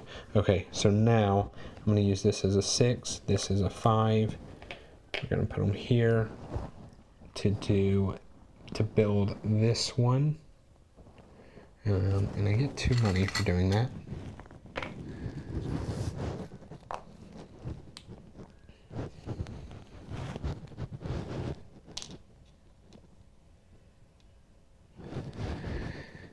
Okay.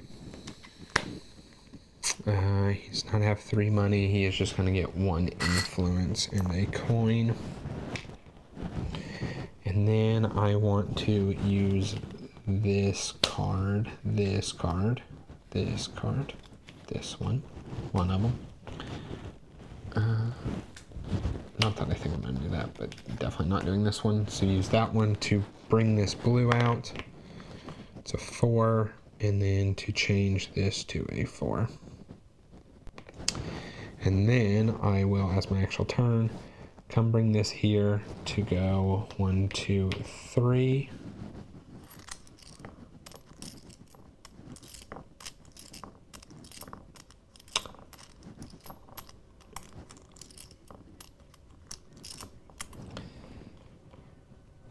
This is going to go here.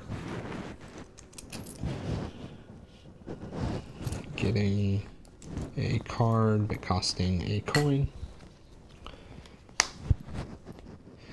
And then I can enlighten a dice. So let's do the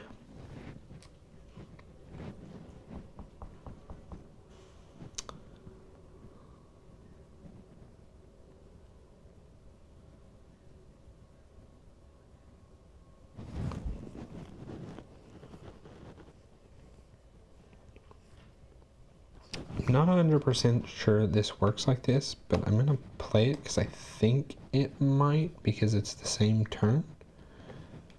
I'm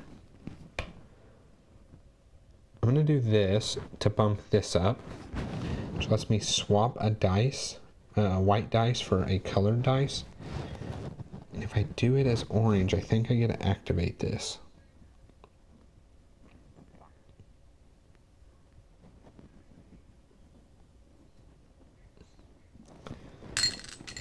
So that's what we're gonna do, which lets me draw a card. Wait, no, I built. What did I do? I built. So we want to make it a black. which lets me flip.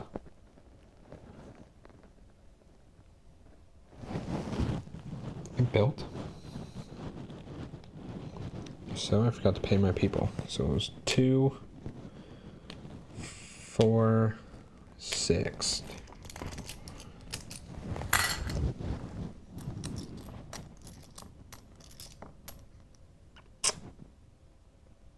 I don't think I had enough coins because I got 2 afterwards, so that would have to do that. And then I can refresh a person.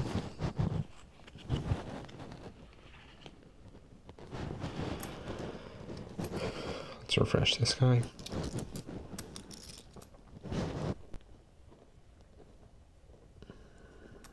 Let's refresh this guy. Okay. So that was technically part of the last turn because why?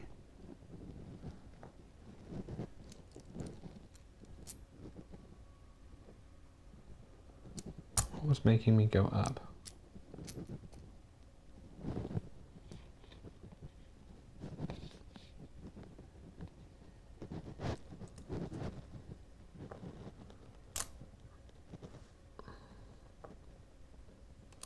Wait, what made me go up? Now I confused myself.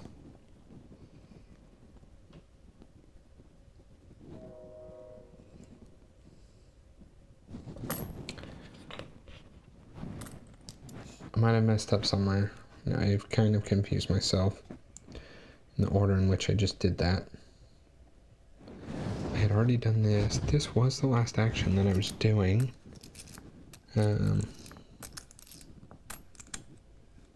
Oh, as part of the last action, I think it was the discarding the card. I was sending that up.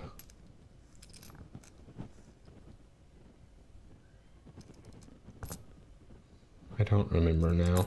I've forgotten. Anyway. Oh,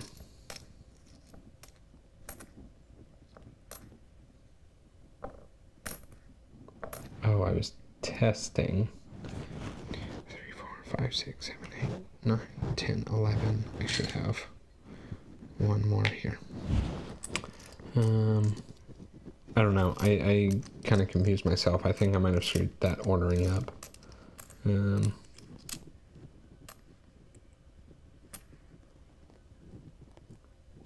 But that's okay. Because, yeah, I used that, I think, for this. I think I might have screwed up. Oh well. I think it's on me. I think I was using a free action. How many have I done? I've done 1, 2, 3, 4, 5, 6 because I returned a worker. 3, 4, 5, 6, 7.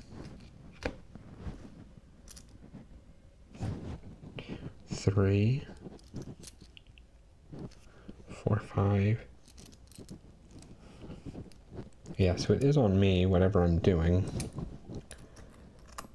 Which I think is going to be to do this now.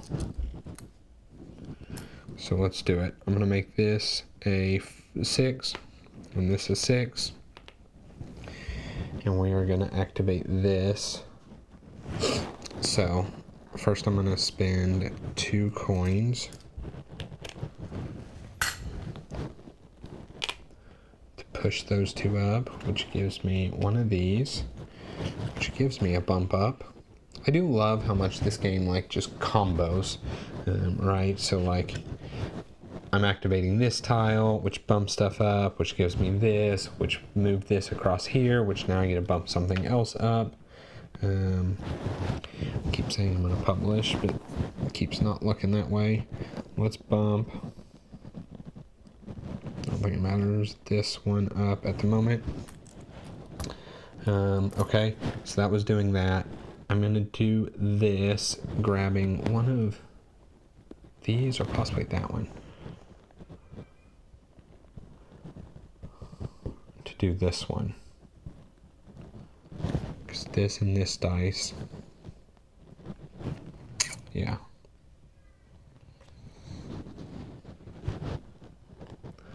going to put that there. Now I can enlighten because I placed a die. That's going to come out. It'll be a 6. And then because I filled a column, I get to bump something. And I get a guild influence. This might matter because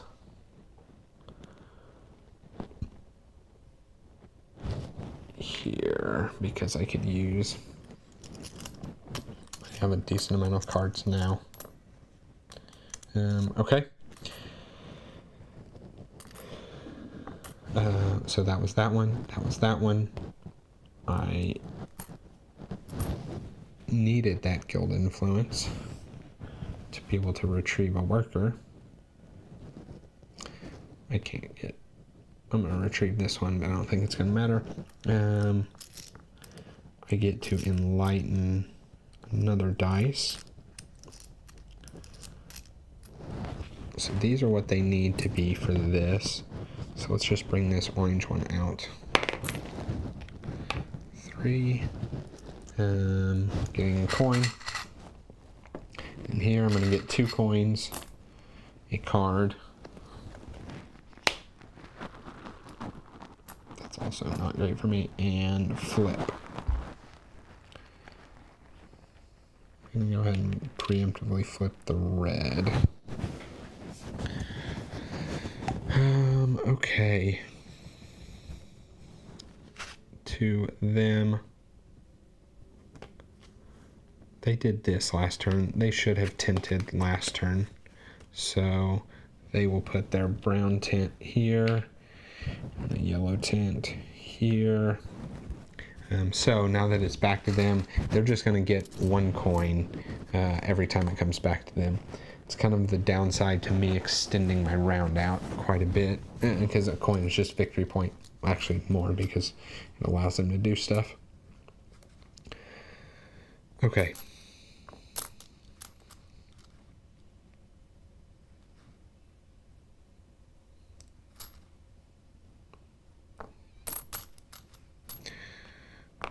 I'm going to spend the 6, whatever it was. The 6 and the 4 here.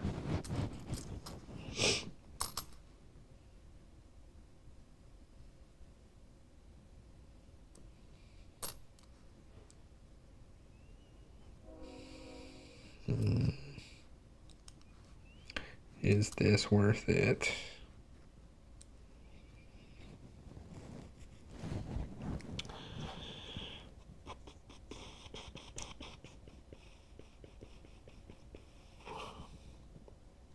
Here's my dilemma. I can essentially bump 3 things up, but not 4.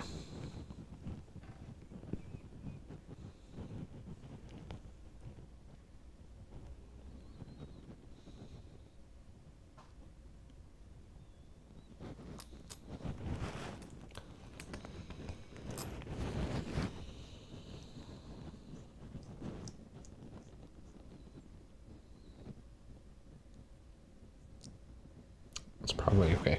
All right, so first I'm gonna do 3. It can be anything. So we'll do this one.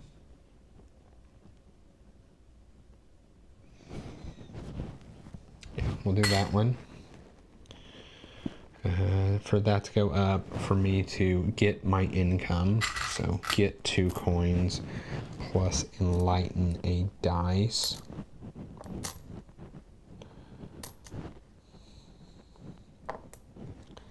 I could, whoops, this should have something. I could publish, not that.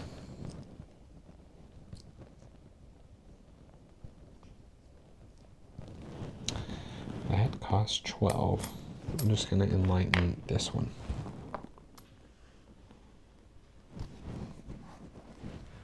Okay. That was doing this.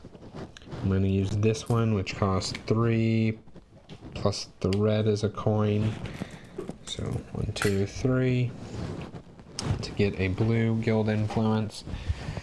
And then here, I'm just going to get a guild influence in black. Okay. Over to him, he gets a coin. Back over to me.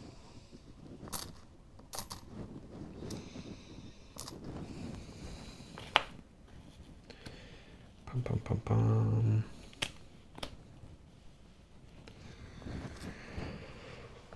So I could research. I don't know how super helpful it is. It is worth 3 points if I just do it here. I could research the tinting.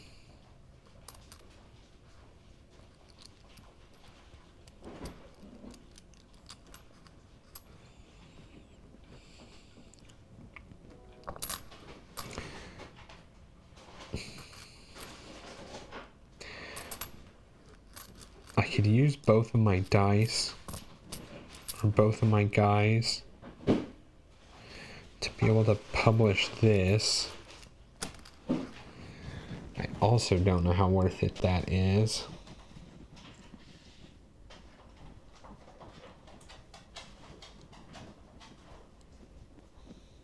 But I am going to be limited on what I can do next turn to score points.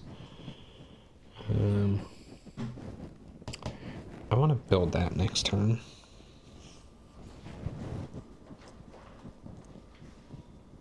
I could also just take the influence to get some coins, not research.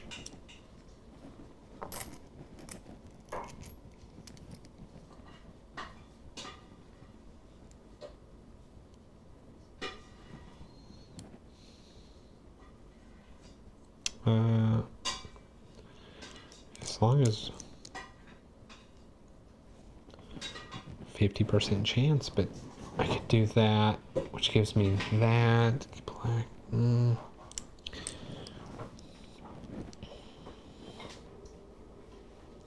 really do think I want to publish that. I have now claimed a set of each color. I'm only going to get 2 points from that for sure. There's no way I get 2 sets. Okay, so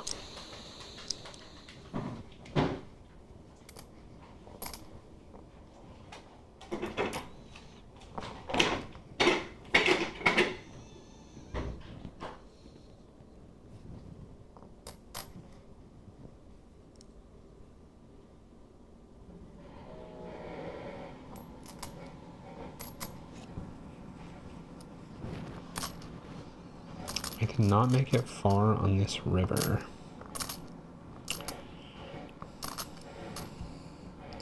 I'm gonna come here. I'm gonna spin that black influence and a card.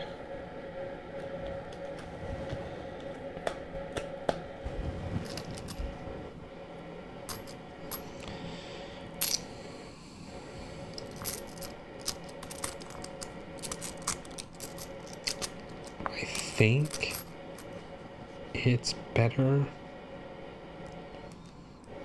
to get the money and stuff.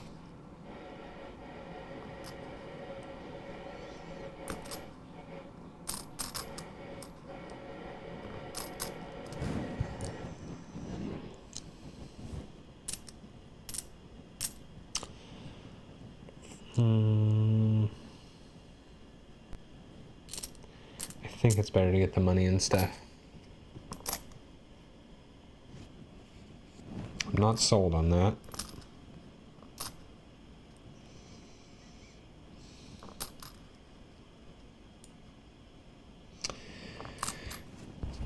That's what I'm going to do. I'm going to get a black dice here. I am going to then get 3 coins. 2, 3. And I'm actually going to enlighten that black dice to get a 4th coin from this. Okay, and it's over to them. They're just getting a coin, and then it is back over to me.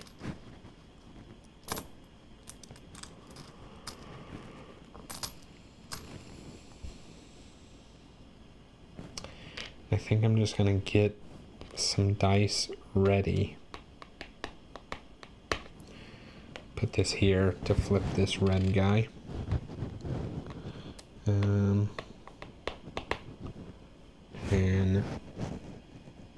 oh, that was one. The other one is this one there, and I'll make that a 4. Okay, over to them. They get another coin, and then over to me. And now I am going to rest or tent.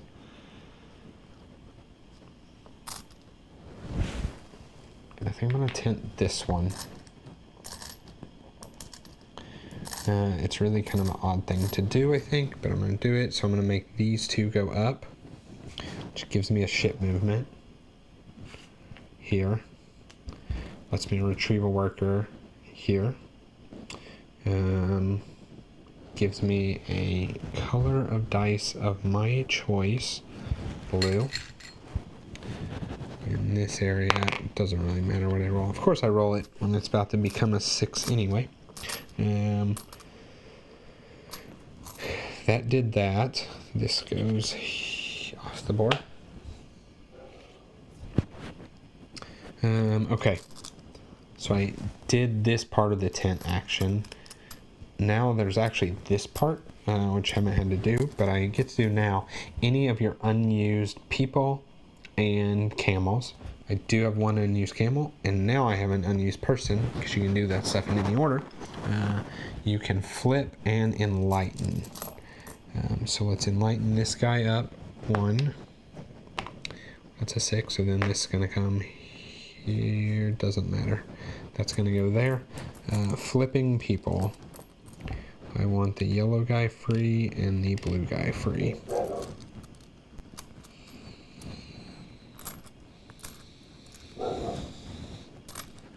Okay. I think that was better than me waiting to use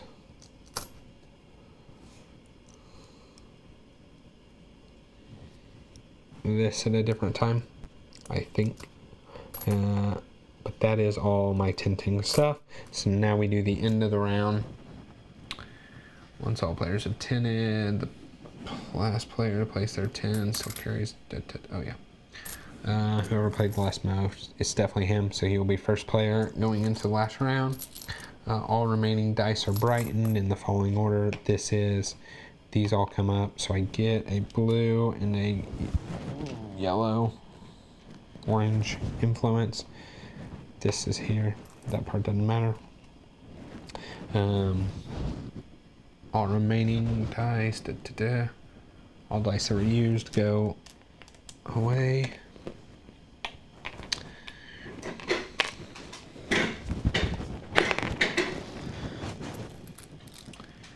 No hired camels. All players retrieve their workers.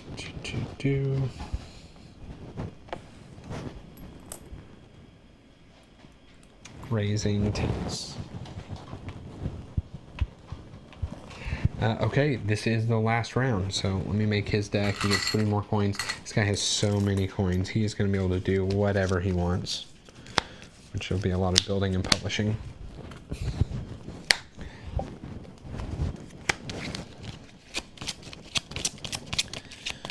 Okay. And it's like none of these. None of these are great scoring conditions for me at all. This one, I have to do this one. That's gonna have to be an early thing. I do not want him getting that. What are these? These are the dice. So he gets 6 dice. 4, 5, 6. And 3 workers. I may not win this. 2, 3. The bright side is I'm getting a lot of points from my workshops. I've taken a lot of point value ones, which is probably why I've done a decent amount of not gotten like a whole bunch of other stuff. And I got 9 out here. Okay, He is first. And there it is. He is going to, well, he is first. He is going to publish the one that I wanted to and said I needed to. But first I need to do my income. So I get 2 plus 4. 4. And I get to brighten something. Well, let's pretend like I didn't know he was gonna do that.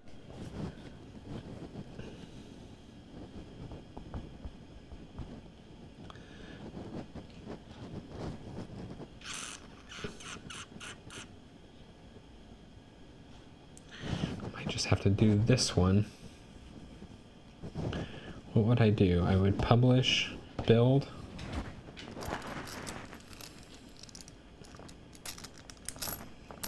Some points.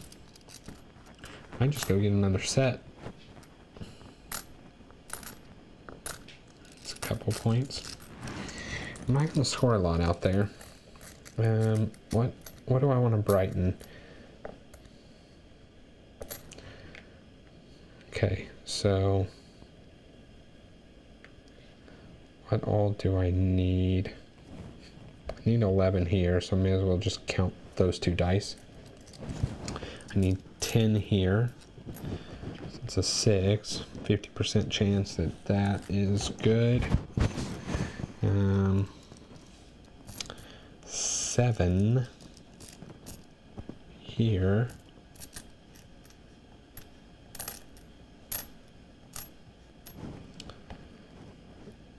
One, 2.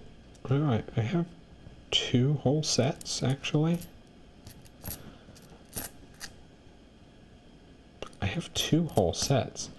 It is not unplausible to get 5, 6, 7, 8, 9, 10, 11, 12, 13. I'm at the right amount of dice. 13. It is not unplausible to get 2 full, 1 more set.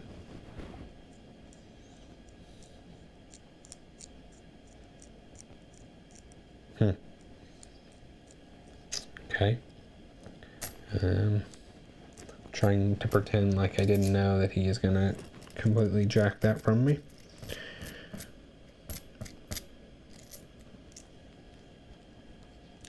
So if I did this one,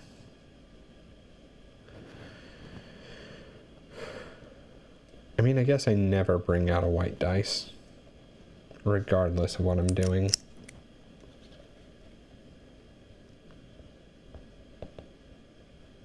Except for that, kind of. It's gonna let me do that. How many more these am I placing? Probably just 2, maybe just 1. Look at this guy.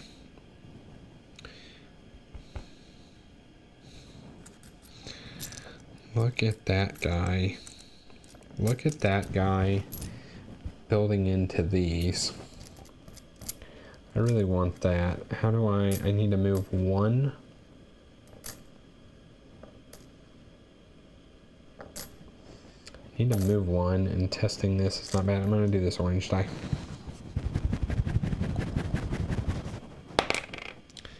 Okay. Okay.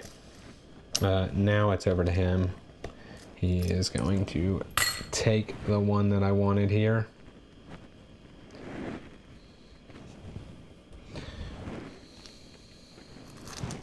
Which is great for him because I'm pretty sure that's like 7 points at the cost of 3 coins.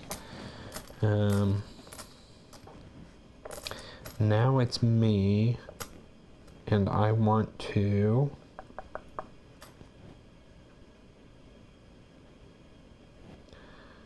I think I want to move 1 on the ship first.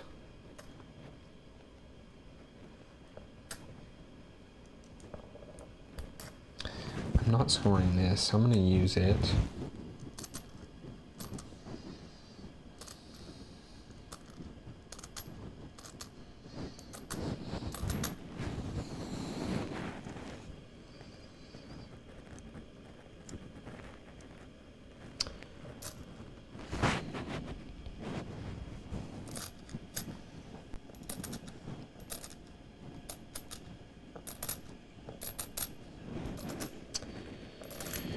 Yeah, we're gonna use this to enlighten a dice. We'll do this blue, this white.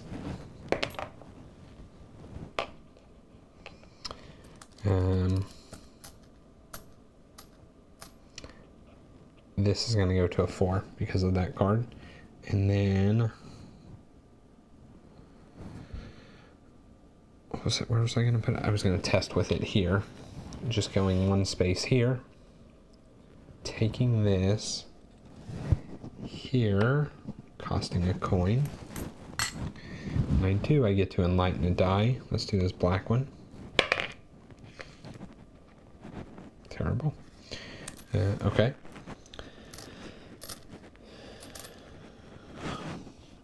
And I get to move something up. I'm gonna be able to use this. I'm gonna be able to use this.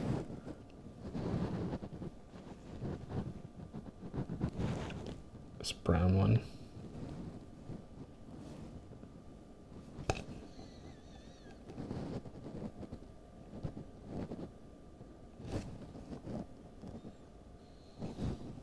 This yellow one. Yeah. Okay. It's expensive to use those guys too. Okay, that's what I'm doing.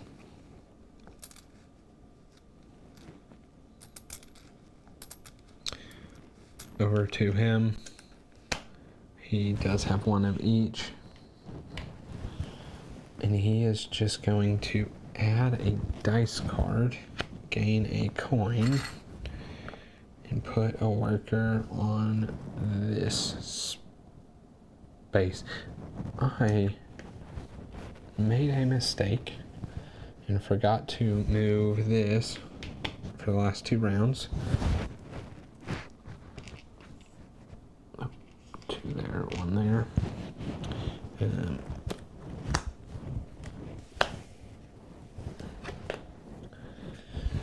This is 1, 2, 3, 4.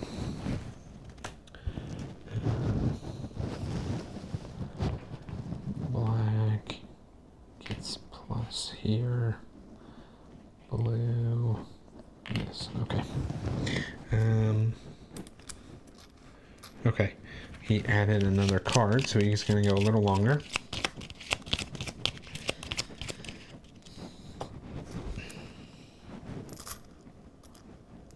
Now,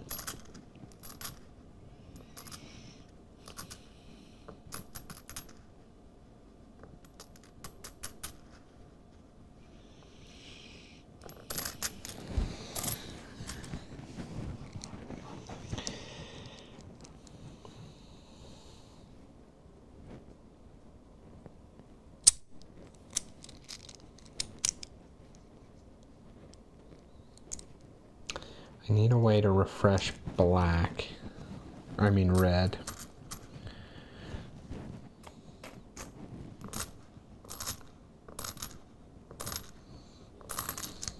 Because here's what I can do. I can do this, which lets me claim. And if I claim any of these, it doesn't really matter which one.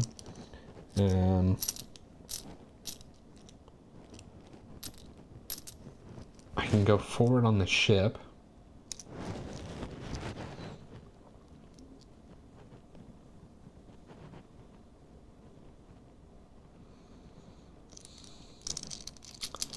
I can go forward on the ship, which then lets me take this, put it here.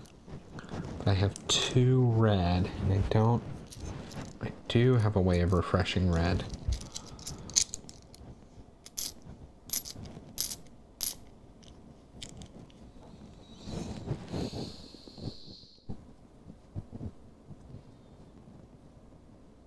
Is that worth it though for just a colored dice?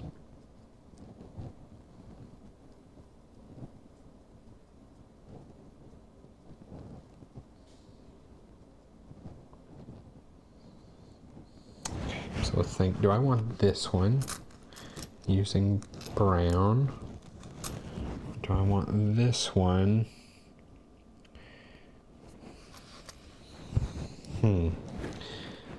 Decisions. I don't think I...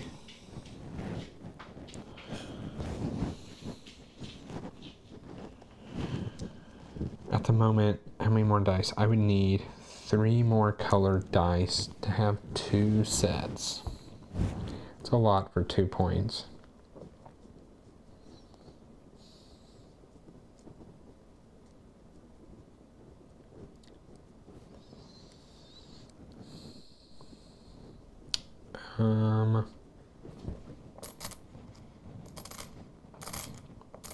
I do want to use this 6 and 6.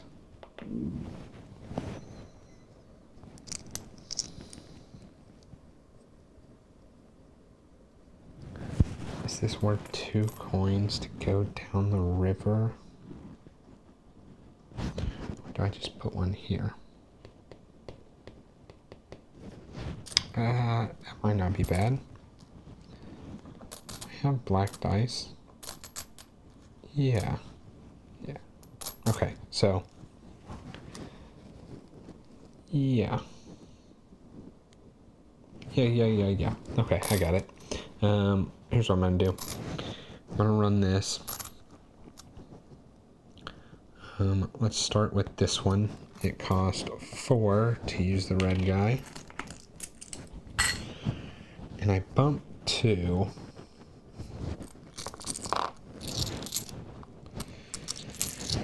I don't know that I'm using this yellow.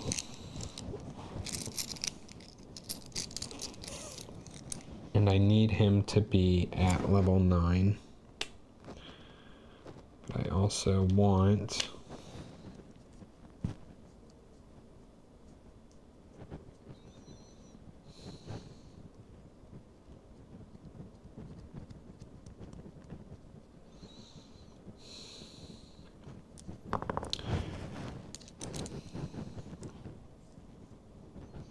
I want to be able to clear this.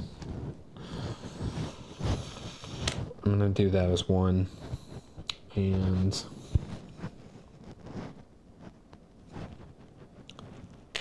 this as 2. I tested. Right, yeah. I tested. Yeah, okay. That was that.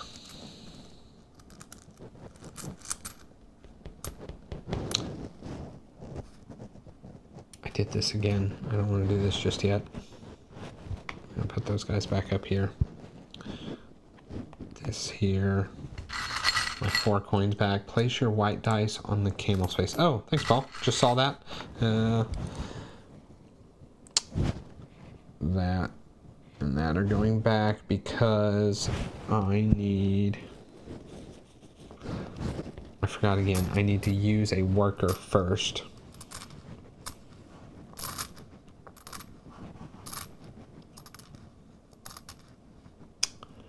Now, it is interesting because I was thinking about, is it really worth 2 points? I could get this. I get any of these. Bumps me there. Gets this. Which lets me get a dice. This one can let me get a dice. Maybe I come here instead of doing research.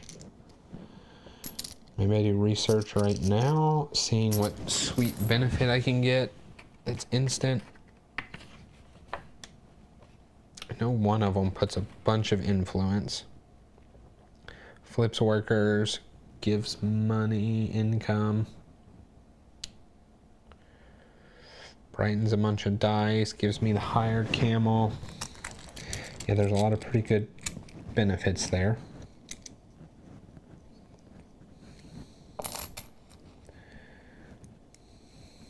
At the moment, I'm going to win blue.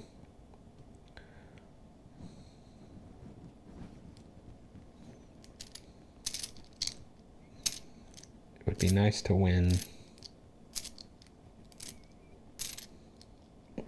black I'm going to do that. I say I'm going to win blue. I'm going to take this and pay a coin. And I'm going to place one of these.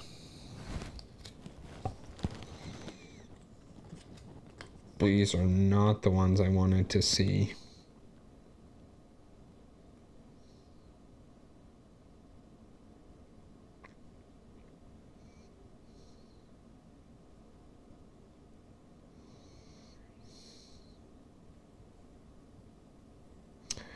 This is instantly remove. So it's kind of worth 3 points. If I take one of these, it's worth 2 points, bumping up. However, it does get me closer to this. So that's probably the one.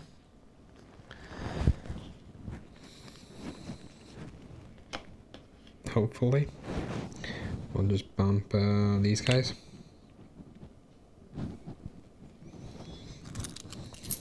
Okay. Yeah,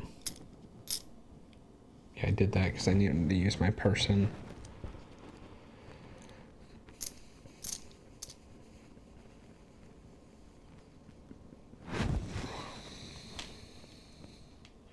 I don't know that was worth that. This ability does that. I mean, I get a point, but I also lost an influence. Could have had a blue dice. Okay, over to them. They are going to test, because I haven't done enough of that. This is the only spot they can test. Which I'm kind of okay with. It is a point for me. However, it's, I think, 3 points for them because of that tile. Or 2 points. I think it's 3. Okay.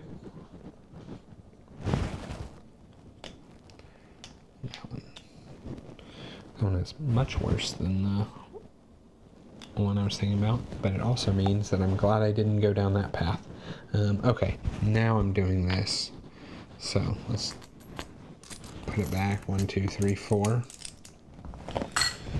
for this, and then I'm gonna push these two up.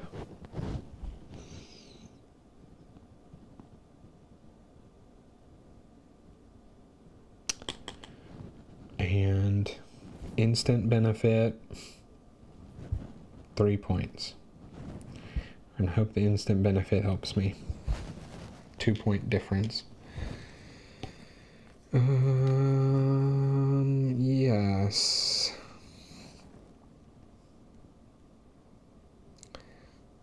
I think this helps me a significant amount. Because I need influence. So we're gonna go 1, 2, 3, and then I think here.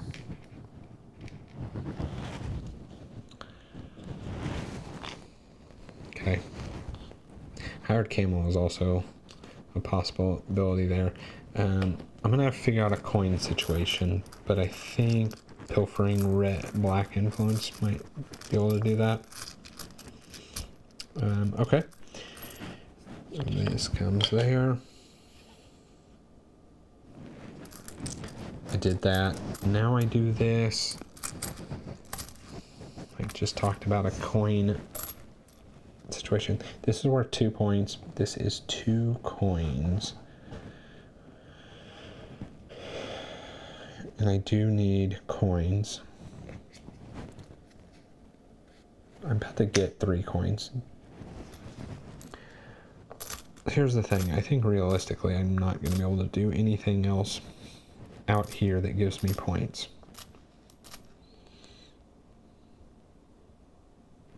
So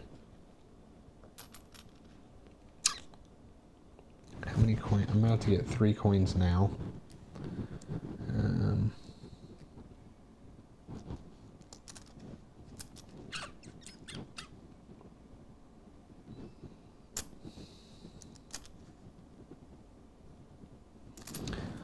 It's not this one, it's this one I'm thinking about, literally for the 2 points.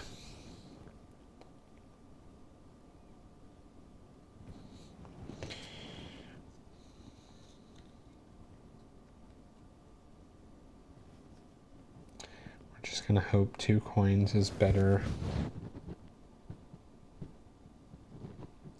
Yeah, because I'm about to cost myself a couple coins too. Or do I place this here? No. Yes. I don't want to cost myself 2 coins. I'm going to place it here. I can make that work. When I place, this goes here. When I fill a row, this goes here. And I get an influence in black. Okay. I'm good with that.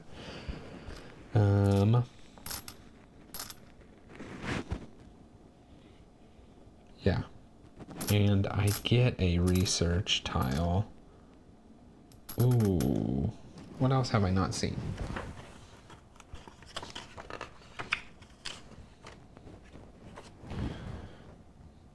We've seen ship movement, seen that. Ooh, I can immediately get another tile and an influence. Okay, so hear me out. I'm not going to take this one. I'm going to take this one. And that gives me this. Ooh, a dice and a swap a dice.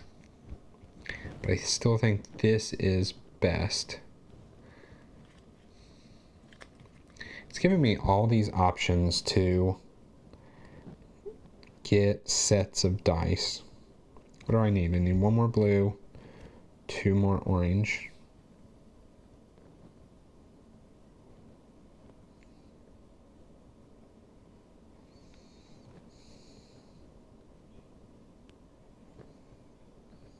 No, we're going to do this.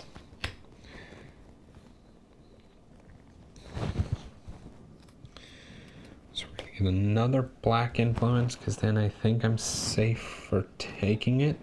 I'm going to take a tile. So now we're going to take this one, placing it here, which does cost a coin. No, I was okay placing it here. Am I moving my ship anymore? No. This is the last ship movement, so yeah, it will cost me a coin. I'll move the ship here, take this tile, put it here, which lets me enlighten another dice. This one also let me enlighten a dice. I can enlighten 2 dice. These are enough. No. This comes here. This comes here. I get a black influence. And those are enough to do this. And then I just need a 7.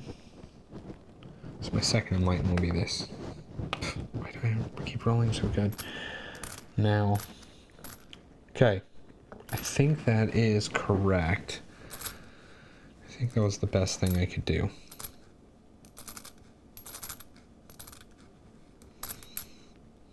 Yep, over to them. I can't even remember what triggered that.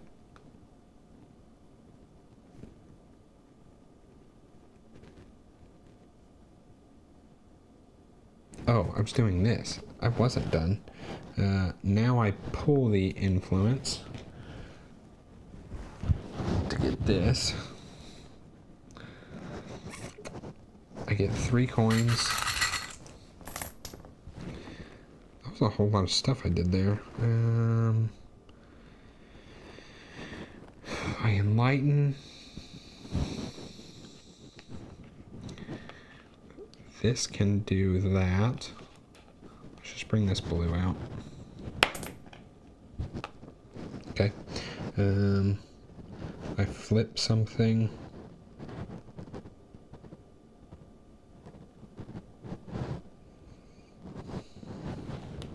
Sure. I get a card.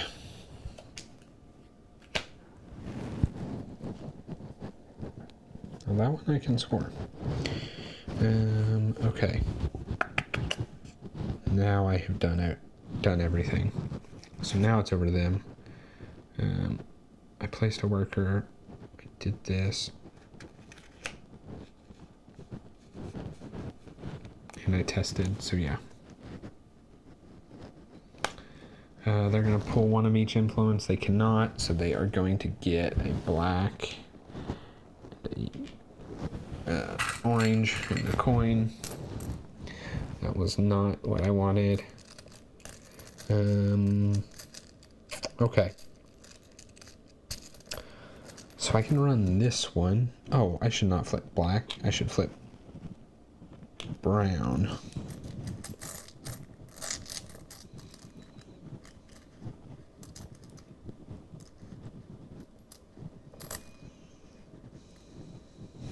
To use both these guys, I need 8 coins or people. That is possible.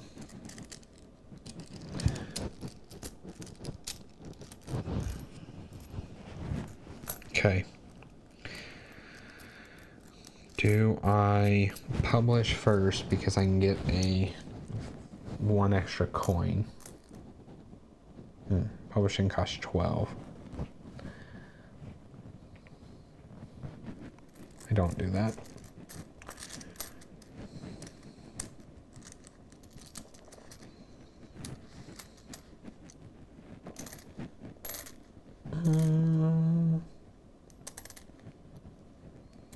I mean, I can get 3 points from it, so actually it may not be bad.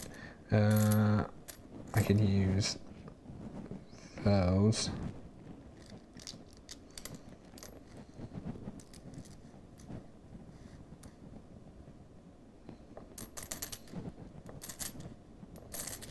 Yeah, you know what? It's gonna technically be worth 4 points.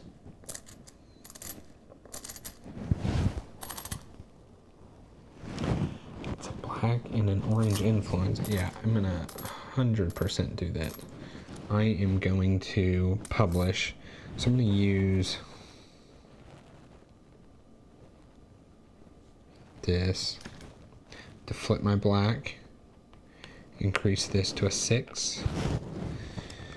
Use these two to publish this. That was 12 dice worth. Matches black and orange. Black and orange. And then let's remove this one. Get one of these. Okay, over to them. They're going to spend 3 coins to build. They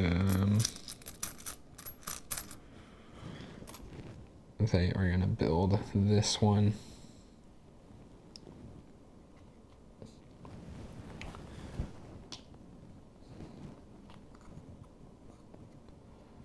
Key.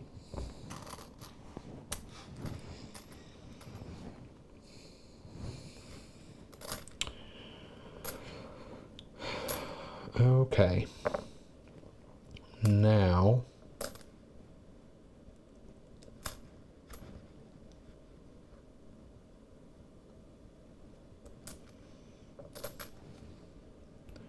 six. To use 3 people cost 12.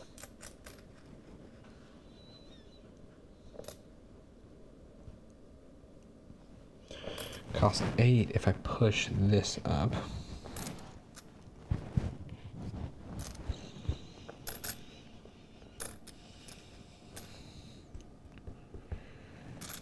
I have 6. That is 9. I think I need to do black first.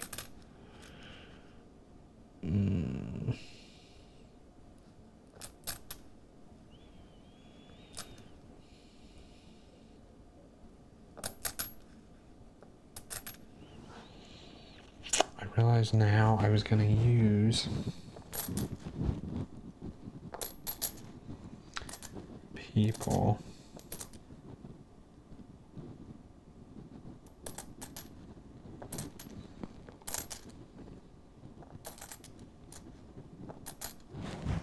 Okay.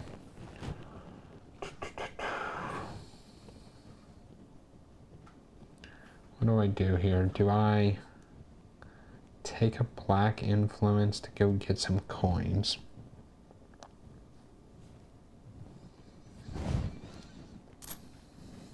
I have 4. Red has 3. This is where I would like to tint if I have the option.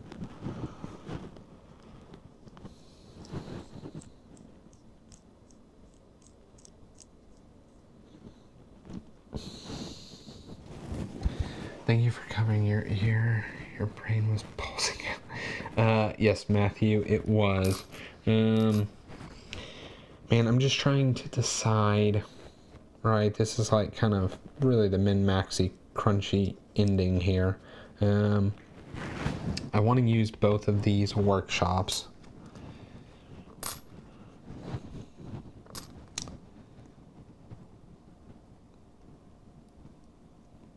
And I think I want to do this one first.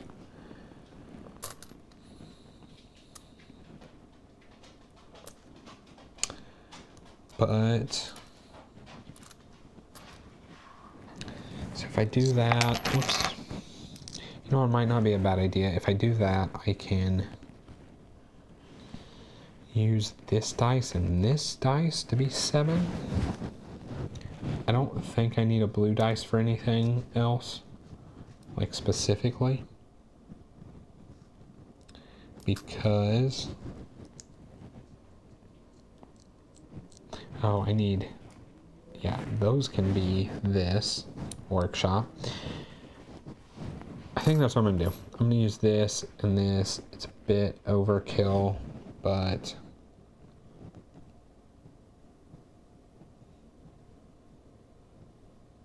I think it gets what I need.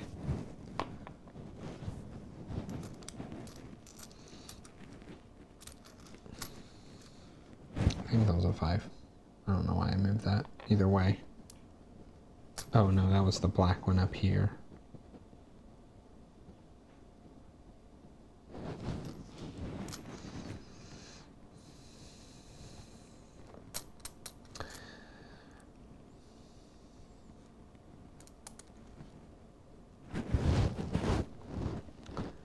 I'm taking, what am I doing? Okay. Yeah, we're gonna do this. Let's get the 2 coins. Let's use the blue to claim, that costs 4 coins. 1, 2, 3, 4. To claim this one.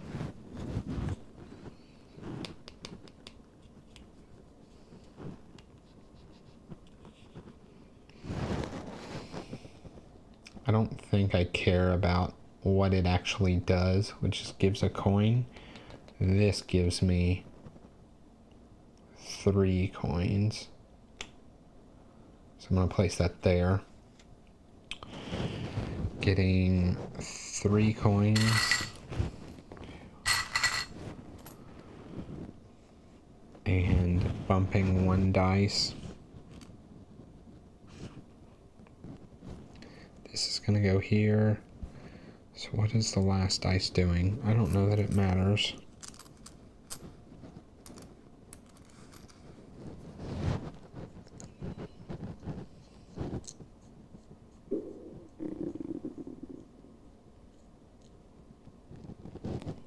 Blue or black? Let's do blue. Okay. Okay. Then, when was I? I did that. I get 2 cards. This part doesn't matter. The dice were black regardless of using a black. I get another card. Flip. Should see what all ones I can flip. Just ones I don't care. Yeah, have a good night. Not a problem, Matthew. Appreciate you stopping in. And then I get to enlighten. If we do this, it's a blue influence. And then we do that. Actually, then we do bring this out. Okay. That's it for that one. This, he is going to publish on the board that I don't have out yet. He's going to publish here, making a blue match.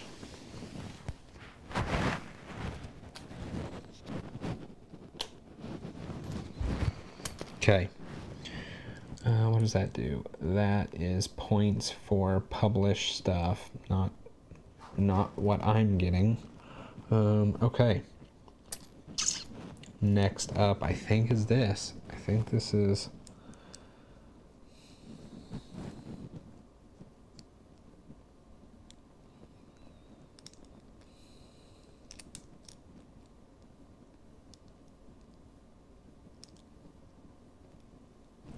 I also should have enlightened when I placed this tile.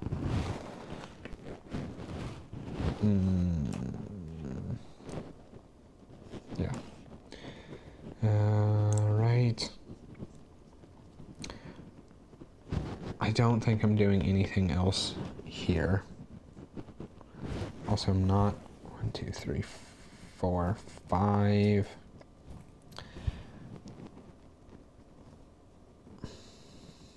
I have enough to use 2 people.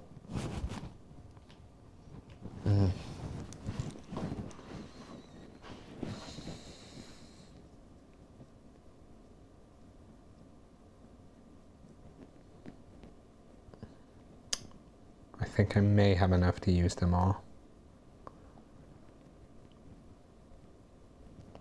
Okay, let's try it. So, let's use these. And ordering is going to matter. So before I do it, I'm going to use this to flip this. This can become a 3. So the first one I'm going to do is spend 5.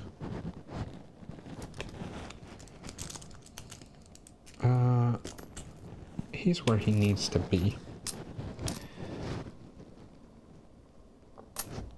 We're going to spend 4 to do this one. No, we're going to spend 3 plus this guy. Yeah. Okay.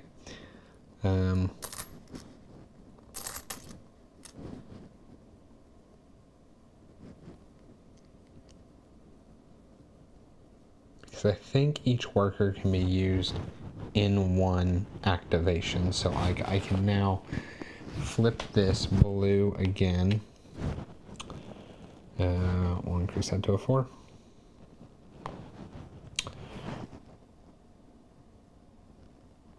That was this one, so that gives me 3 coins. 3. And I want to do this one now. So that cost 4. 1, 2, 3, 4. But I'm also going to make it 3 plus this guy. And that gives me a card. Plus a guild influence. I'm going to think about that for a second. Now I can use this again, now that that's done, to flip him back. And it cost 5. 1, 2, 3, 4. 5 will be the yellow one.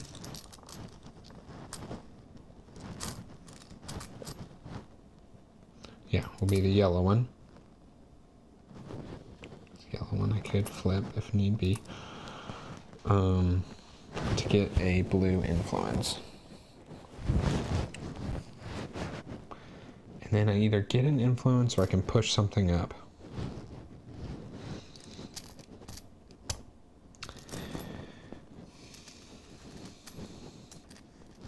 bummer because I don't know any other ways to push something up.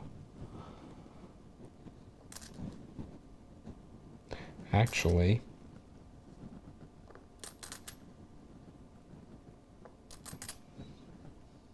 I could push something up either by taking 2 orange influence or... No, I can't publish.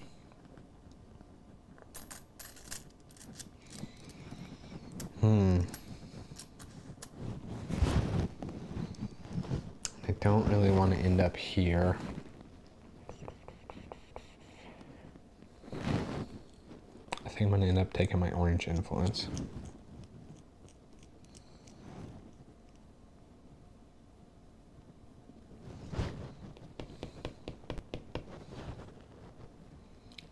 Now, at the moment, I'm winning blue and black.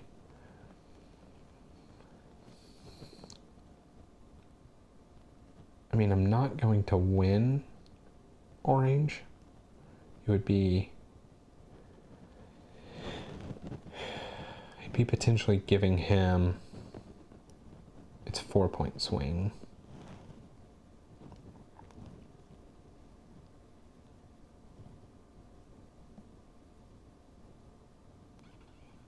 But only potentially. We'll see. Yeah. I'm going to bump up this red one here. Okay.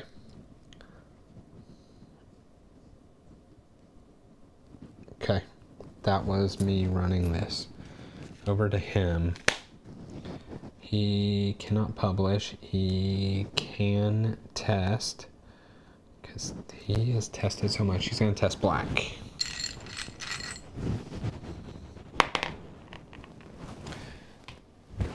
Move 1, take this guy. This stack is so big. Okay. No. I was going to say... Filling that lets me bump this, but I'm gonna do it.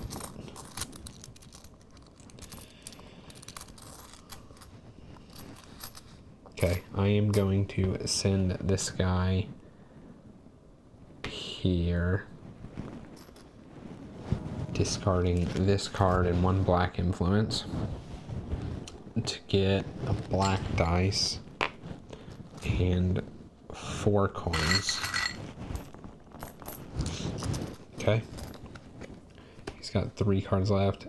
He does not have 2 black influence, so he'll test again. This time he's going to test orange. This is like crazy. I've played this, I think, 4 times solo. This might be the 5th time solo.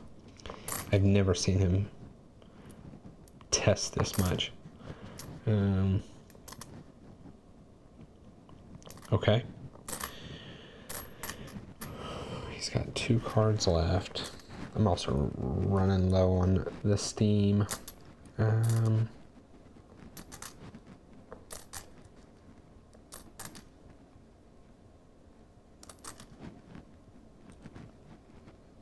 Actually, it is interesting. I could...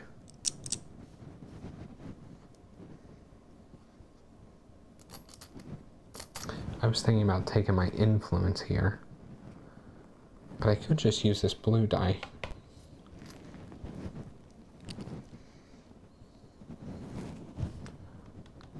It gives him a point.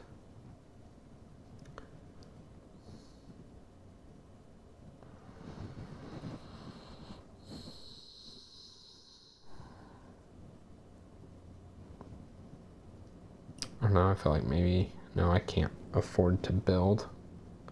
I've committed to what I'm doing.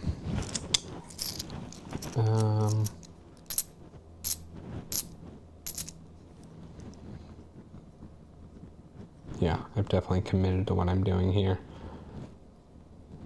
This is going to use the worker to go here. And then what is the last worker doing?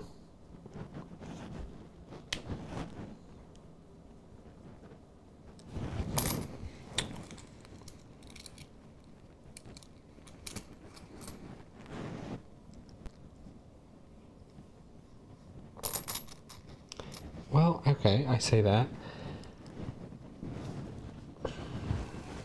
If I give him a point, I get to take this. I also get to...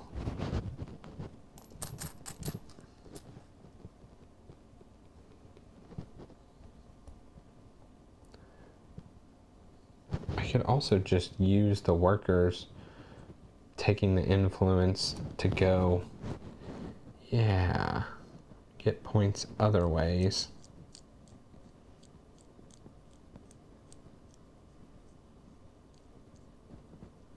Yeah, you know what? I am going to do that.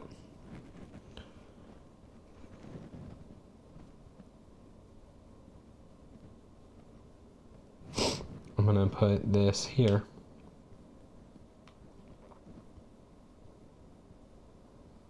What's it give him? It gives him 1 point. It was a 6, by the way. It gives him 1 point. But it gives me... Yeah, I'm going to do that. So I tested this one. I'm going to take this tile here, putting it here. First thing that happens, I can enlighten dice. Sure. Next thing, I can actually enlighten from this, from placing. Then I get a guild influence, then I get to move this. So I get 1 in each.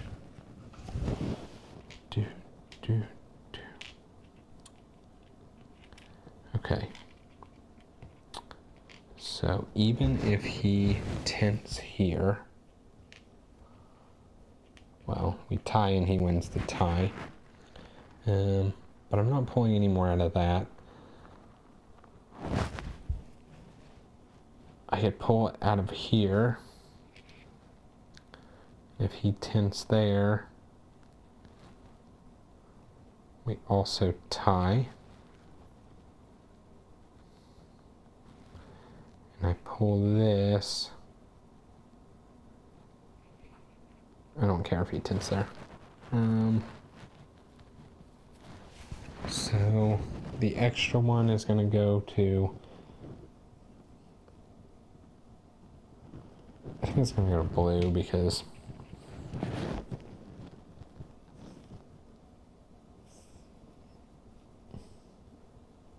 Just because. And because, no, because I'm going to pull it out. Okay. That's what I'm doing. That was from these. Okay. He is going to spend 4 to build 1, 2. This one. Technically, it'd go up here. Actually, I guess I can do that.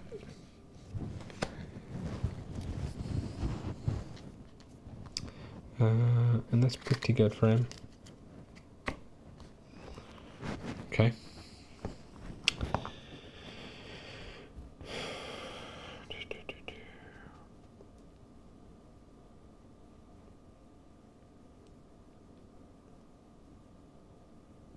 I mean, coins aren't anything. I've got this pretty locked down.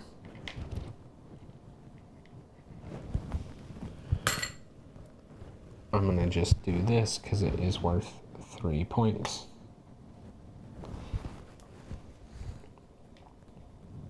Over to him.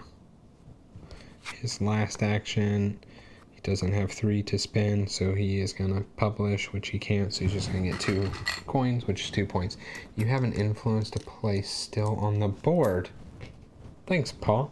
Well, then I should sure up the other one that he could potentially tie me for, wait, 2, 4, 6.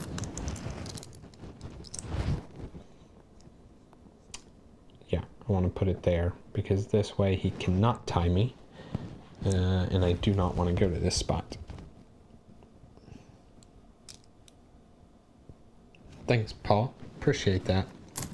Okay, that was him. Oh, now he does tent here and here.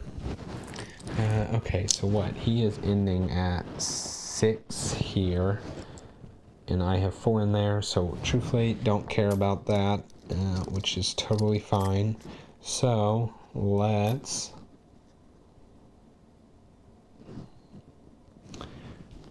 This is my last action.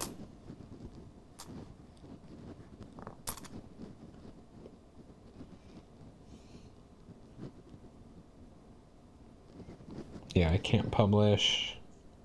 I can't build. I'm getting so little points from this area. Yeah, so I'm actually gonna go here, pull these two, and I am gonna use this to flip the black, use this to flip the yellow. That's 2 coins when I flip them back, plus 3 to just do this and get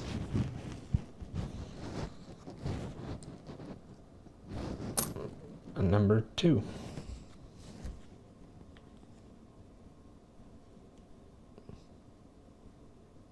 Well, no, I can't do that. None of this is anything for me. It is 2 points.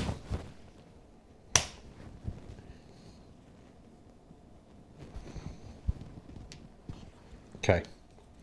He gets a coin when it comes around to him, and then I tent.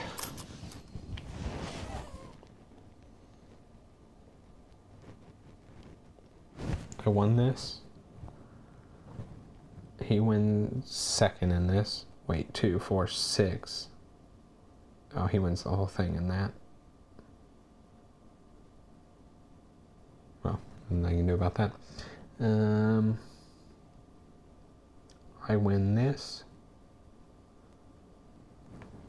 So I guess this is the best thing. Just move a couple up. It's 2 more points. And that is it. That is the game.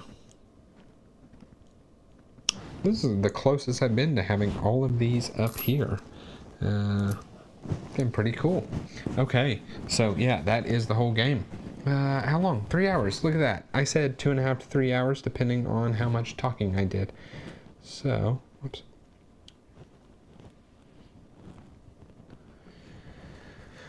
Let's see.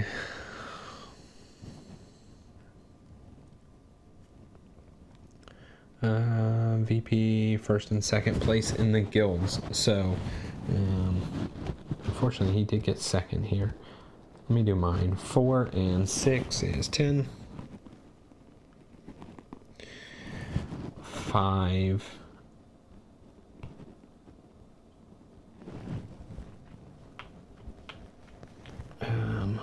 He is, yeah, none there. 5 and 1, 6. Royalties, I got a whopping 1 point.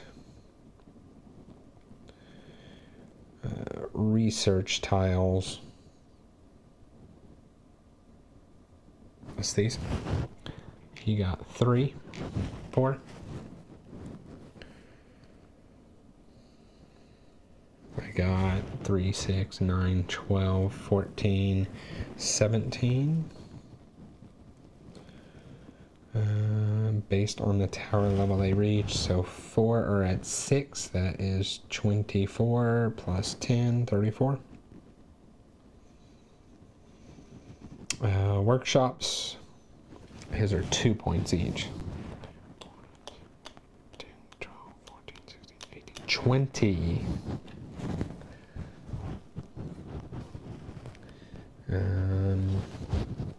5, 6, 7, 9, 11, 12, 14, 16, 17. He outscored me in research, or in those tiles. All right, inventions. I have to kind of go through the score to make sure I... Okay, so from fully revealed victory point icons. Oh, that's these. I had 3. And I think he had 4 of them. He did. So 12. Based. All right. So it's tested. Each influence scores its condition. So okay, this is not the conditions. So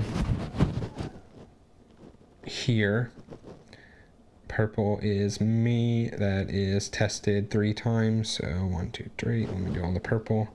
Oh, my 2 purple. This one is 3 points. Okay. This is fully tested. 1, 2, 3. This is fully tested +1. Fully tested. Fully tested +1. So 14 of that. I have a baby crying that I'm going to have to get to here in 1 second. Okay. Scores, I did not do great here. This I got 1 full set. Yeah. So 2 points. This I did obviously get that up. So that is 4 points. So 6 points. His are 4, 8, 12, 16, 20, 24.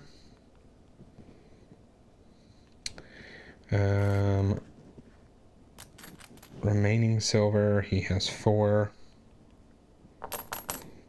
And I have 1 victory point for any 4. Oh, I have no silver, I spent it all.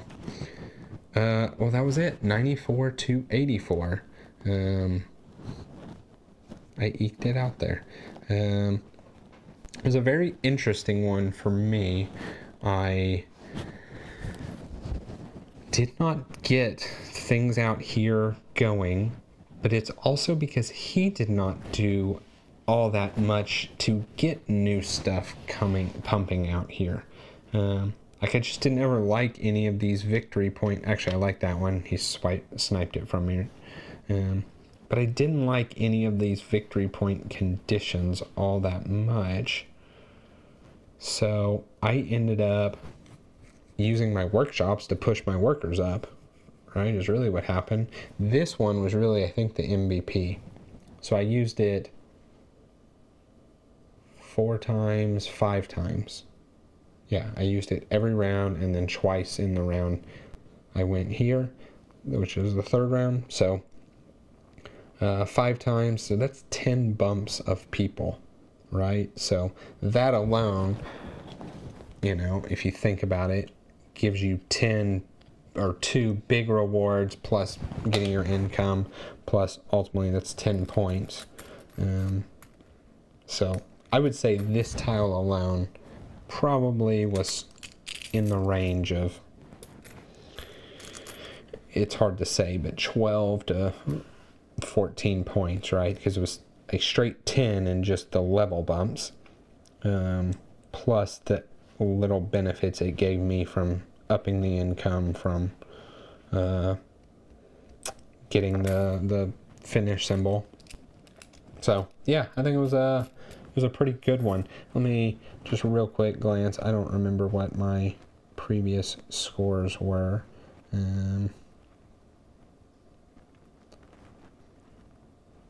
So this was my 4th solo.